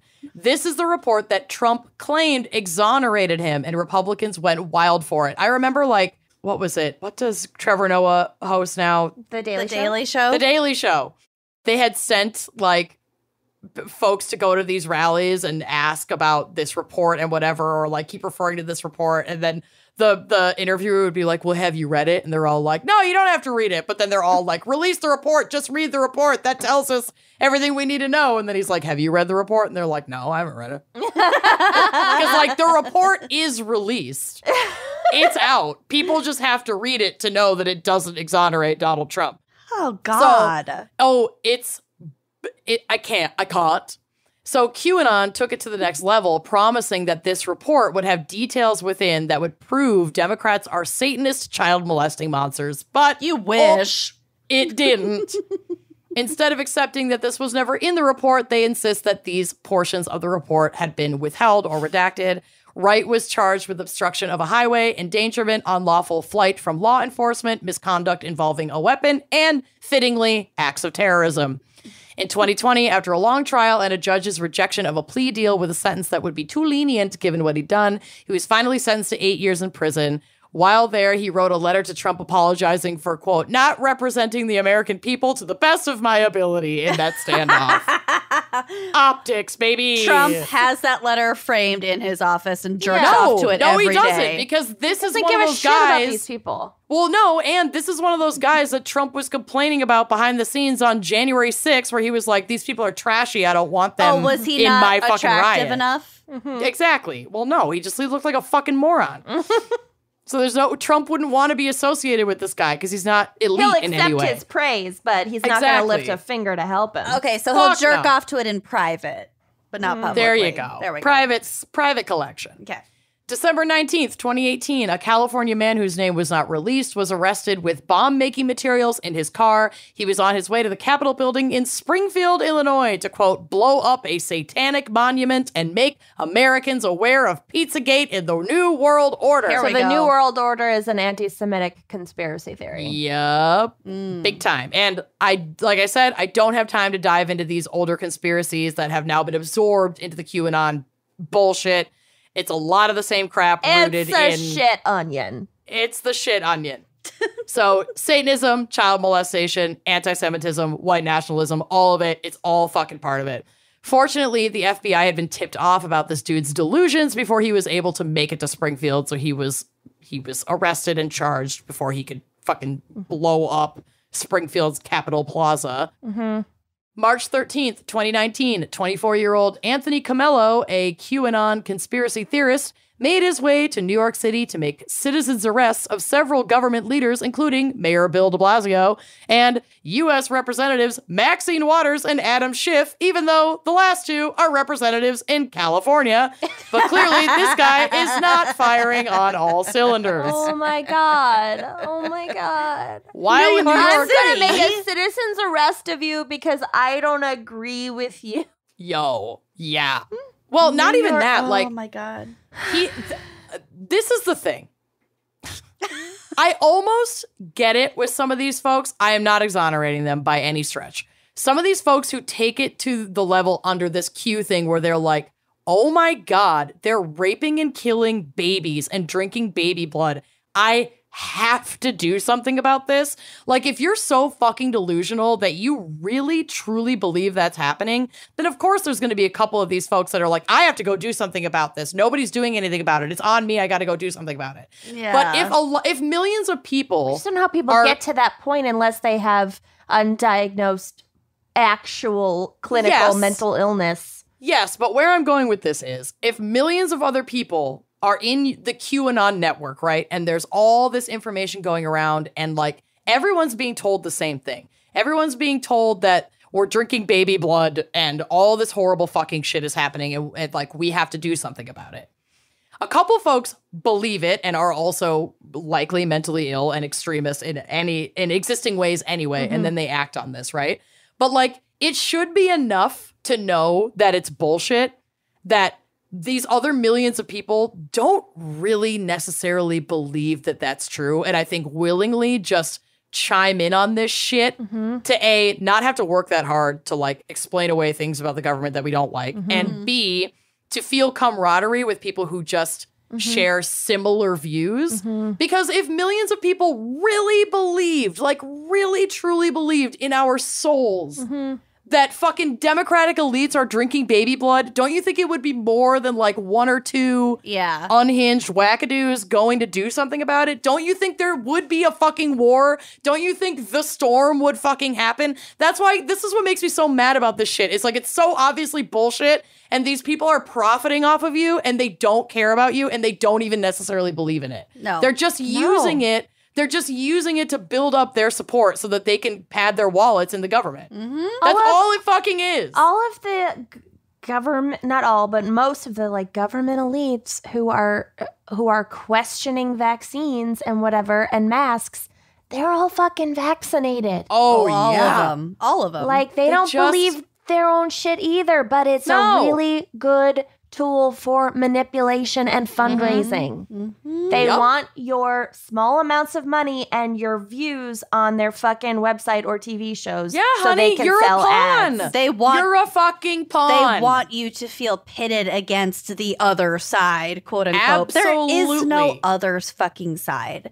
Guys, like, it's just y'all. And if you're worried about children's safety and well-being, like volunteer at a food bank. You know, donate. There are tangible things you can do that will not endanger anyone's life. Right.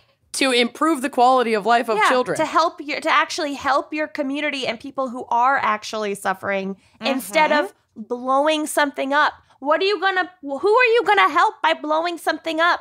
No one.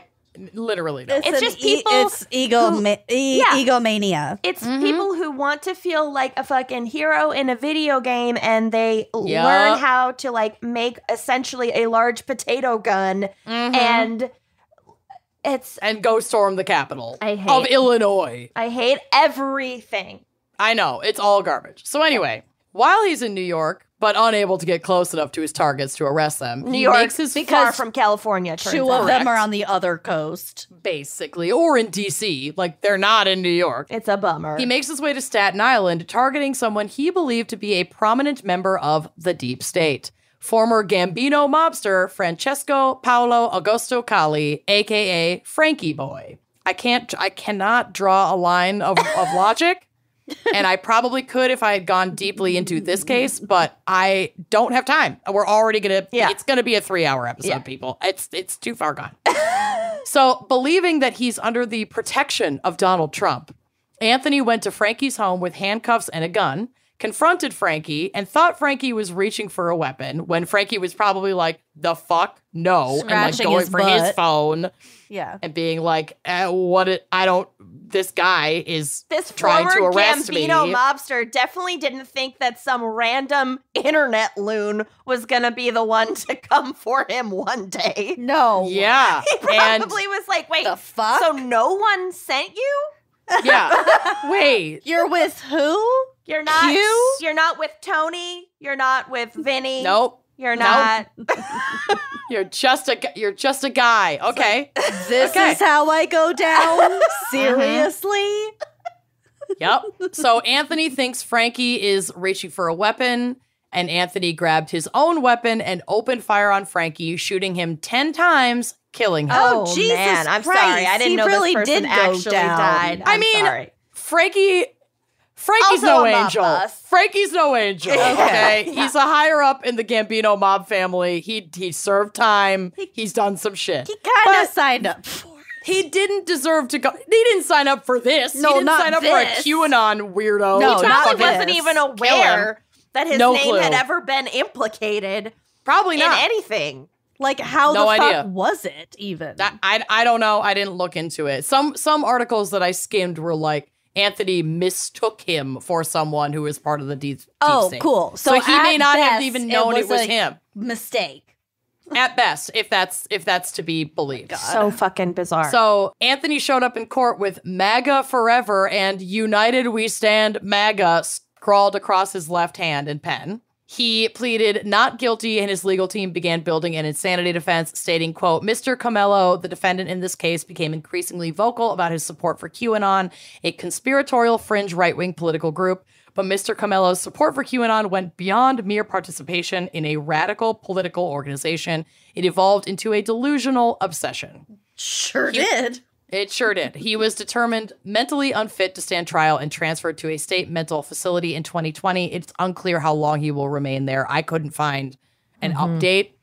I think he still has to have some sort of sentencing hearing, but obviously with his mental state and also COVID, right. it's going to be a while before we know what's going to happen here. Yeah. Right. Several kidnappings have taken place as a result of QAnon delusion. I know that Kenyon, you talked about that like kidnapping plot of the governor of Michigan, right? Yep, in Michigan crimes. That's one of them. Didn't put that in here. This is like all children, and it's fucking wild. Jesus. So in 2019, Colorado CPS removed Cynthia Abkug's son, Abkug, I don't know how to pronounce her last name. I'm so sorry.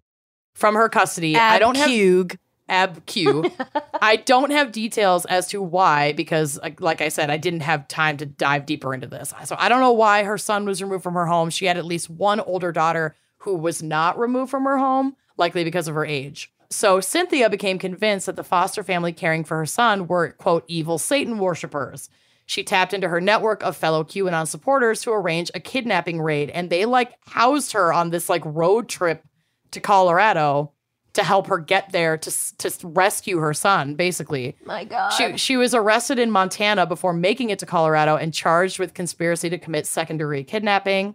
In March of 2020, a woman in Kentucky named Neely Blanchard kidnapped her twin daughters who were in the legal custody of their grandparents. She was located with the children being harbored at a, quote, safe house of anti-government and QAnon conspiracy theorists, and used sovereign citizen ideology to argue that she should legally have custody of her children. We should do an episode on sovereign citizen shit. We should, because we could scream about that forever. If you want to scream, go to YouTube and look up sovereign citizen traffic stops. You'll break your computer. It's so frustrating to watch. And I've watched hundreds of those videos. According to the Daily Beast, quote, QAnon is popular on the sovereign citizen child custody groups, of which there are apparently enough to have groups. In part because its believers claim that the government and child protective agencies are abusing the children they take from their parents' custody, which, like, again, that's not an outlandish accusation. Yeah, abuse absolutely fucking happens within the foster care system, and it's tragic and horrible. But like at the same time, like if they take it to this extremist level, that's like they're selling my kid to Hillary Clinton so she can put him in the basement of a pizza shop. It's like, well, why was your kid taken away? Like maybe there was a reason, and maybe you need to work on yourself and your issues so you can actually be a fit parent to take care of your child. Exactly. So I am not going to sit here gather Facebook friends with guns. Right. I'm not going to sit here and say that the government does not, and we have ample proof of atrocities that have been committed against children in this country. That no one is fucking arguing that, but this individual is already like an extremist in terms of their ideology. So it's just things are not adding up here. Always Satan worshiping, right? You don't have to worship Satan to be an abusive piece of shit. Sure there are don't. a lot of just abusive pieces of shit out there. Yep, a whole bunch. And they don't need to have a network. Sometimes they're just standalone abusive pieces of shit. It's fuckers like this that have like nothing to say about the church abuse. The abuse of the Catholic Church. It's just like you just pick and choose. I've met a handful of Satanists in my day, and they're all people. very lovely, calm, chill. pacifist people. Right? Absolutely. So in October of 2020, Emily Jolly, LOL, of Utah, kidnapped her 6-year-old son after a supervised visit from his father, who had sole custody.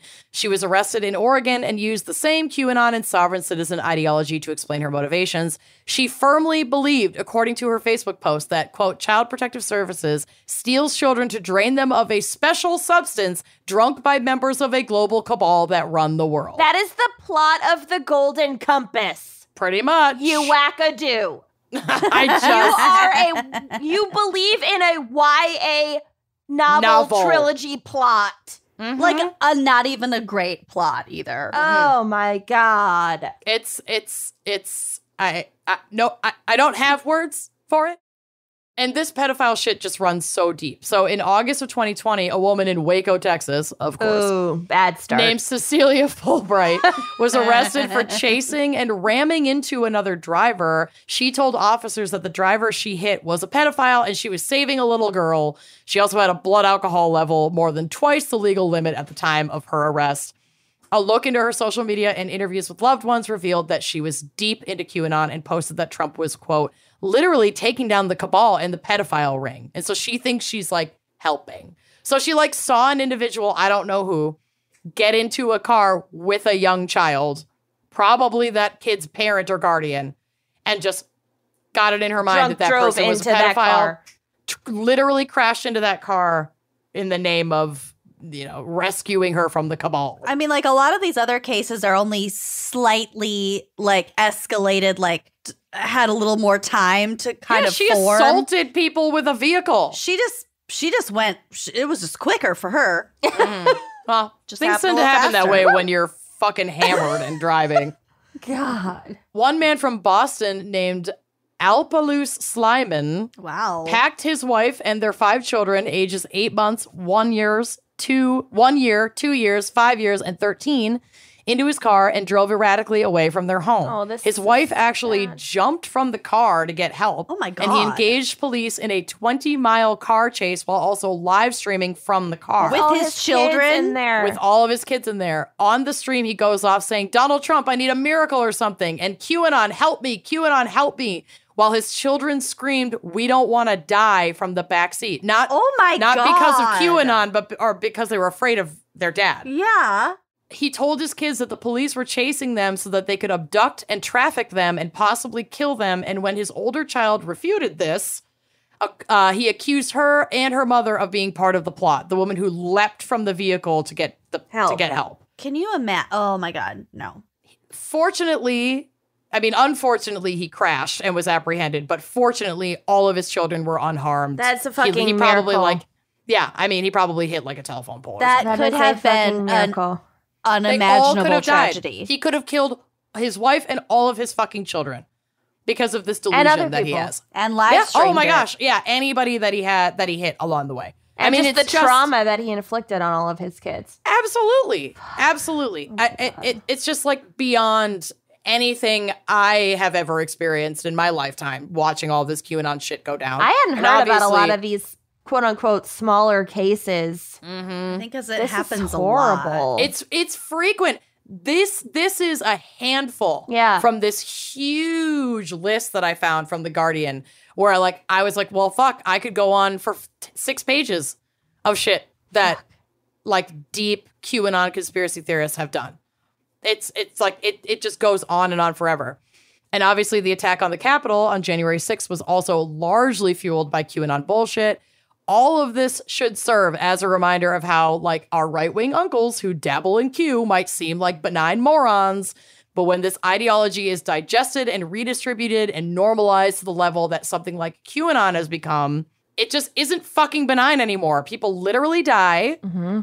And there are absolutely profiteering capitalist individuals like the literal person who claims to be Q, who faked all of this from the beginning, that just did it to get money for his website. It's so fucking pathetic. It's and really stupid, pathetic. and people are dying over it. Mm-hmm. And it's not even fucking real. No, it's fucking absurd. It's so surreal. I read, I think in the New York Times this past week, that Donald Trump has raised like $82 million off of for his re-election. The election was rigged, quote, big lie. And not a single penny of that money went towards paying for any of their like election recount or lawsuit services. It's personal money. It's just money that he can use in a pack to hang out at Mar-a-Lago. Yeah. It's like cash in his pocket, essentially. Uh-huh. That's it. Mm-hmm. That's fucking it. Mm-hmm. You are, I know that we are speaking into a huge bubble, as we typically Kind are. of, but we do get emails from a lot of folks who are like, hey, I live in a really small town, say, or I live with a family that is very much on the opposite end politically, and I feel very alone and isolated, and like I can't talk about my more liberal beliefs with anybody in my life, and I like listen to the podcast to try to like not feel crazy and alone. You know, like we do have a lot of listeners like that too. And we have a lot of listeners who are, more like moderate or like, believe in some conservative things, but not fucking crazy things. And like, that's fine. We don't have to agree 100%. The three of us don't agree 100% on everything politically. No. But it's just like how things like anti-Semitism, white supremacy thrive in the quiet places where we choose to be comfortable rather than saying, hey, that's not okay. We can't be speaking and thinking like that because it snowballs, and that's where things become dangerous. Like, that's where conspiracy theories like this fucking thrive, where you're like, oh, that person's a loon. They think they believe in Q, like whatever. They're go stalk your bunker. Okay, cool. But that person is engaging in conversations that are widespread in spaces that you're not in, and absolutely contributing to the continuation of this ideation. And it's fucking horrifying and violent and dangerous. So even if it's just one voice, your voice at like the dinner table, challenging these people. But maybe that will be something that makes a little bit of a difference. Maybe, and I don't mean like attacking people. I mean you have to be willing to be patient and come from a place of grace and engage in conversation, because and actually confronting these people is not the way to. Well, and confrontation though doesn't always have to be aggressive or like argumentative. I feel like if someone close to you that maybe you love or that might love you or is part of your family or whatever is engaging in this kind of ideation, it is our responsibility to have conversations, constructive, concerned conversations with those individuals that are like, hey, I'm worried about you. Here's why. I'm concerned about where you're getting some of your information. I want you to be informed. You're entitled to have your opinion. However, it does become dangerous when XYZ. Like, would you be willing to talk to me about this? And can I share some resources with you? Or to say like, okay, what makes you believe this? What makes you trust this resource where you got this information? Because personally, the way that I evaluate a resource where I get information is, populated by like actual journalists, career journalists who have done this for a living, and not just pundits, but like career journalists. Could this be paid content? Right. Has this been subject to like peer review? If it's a study, what is like the source of the study? Is it like an actual academic institution, or is it just a think tank? A think tank. And if it is a think tank, like what kind of think tank is it? Because anything can be called. The three of us could start a think tank. I mean, we did. It would be a fucking mess. Right. I like what Scott's mom says when when Trump first got elected or whenever, we were talking about how to talk about political things with our loved ones when it like our ideologies were vastly disparate. And she said, always start out with, help me to understand XYZ and to come at it with like a really neutral, inquisitive, like you sit back and listen to them. But also like I said before, being confrontational, being argumentative, being self-righteous, that will only cause people to dig in their heels further. There are an awful lot of articles that have input from psychologists about how to successfully try to bring your loved ones back from the brink if they are a staunch follower of some bullshit like you and I. Like it's closer to an intervention than it is a conversation at the dinner table. Yeah. And we also it takes a lot of tact is what I'm saying. We also have to let go of the like very, Western cultural idea of instant gratification. And if I can't get you to agree with me right now, then like, fuck you, fuck this, fuck everything. Like, just like dismantling white supremacy, just like dismantling anti-Semitism, any of these things that are our responsibility as white people to dismantle, it is a whole lifelong fucking process of like slowly, graciously learning as we go and continuing to have these conversations. And you may not see dramatic results in your lifetime. That doesn't mean that you don't do it, because it's also our responsibility, whether or not we're having children, to ensure that the next generation growing up on this planet that we're going to leave is not continuing to do this shit and like continuing to perpetuate these cycles of violence. And we're not necessarily, like I said, going to see that all change overnight. It's just not fucking possible. But that doesn't mean that we just like give up on it entirely and walk away from those conversations because they make us feel uncomfortable.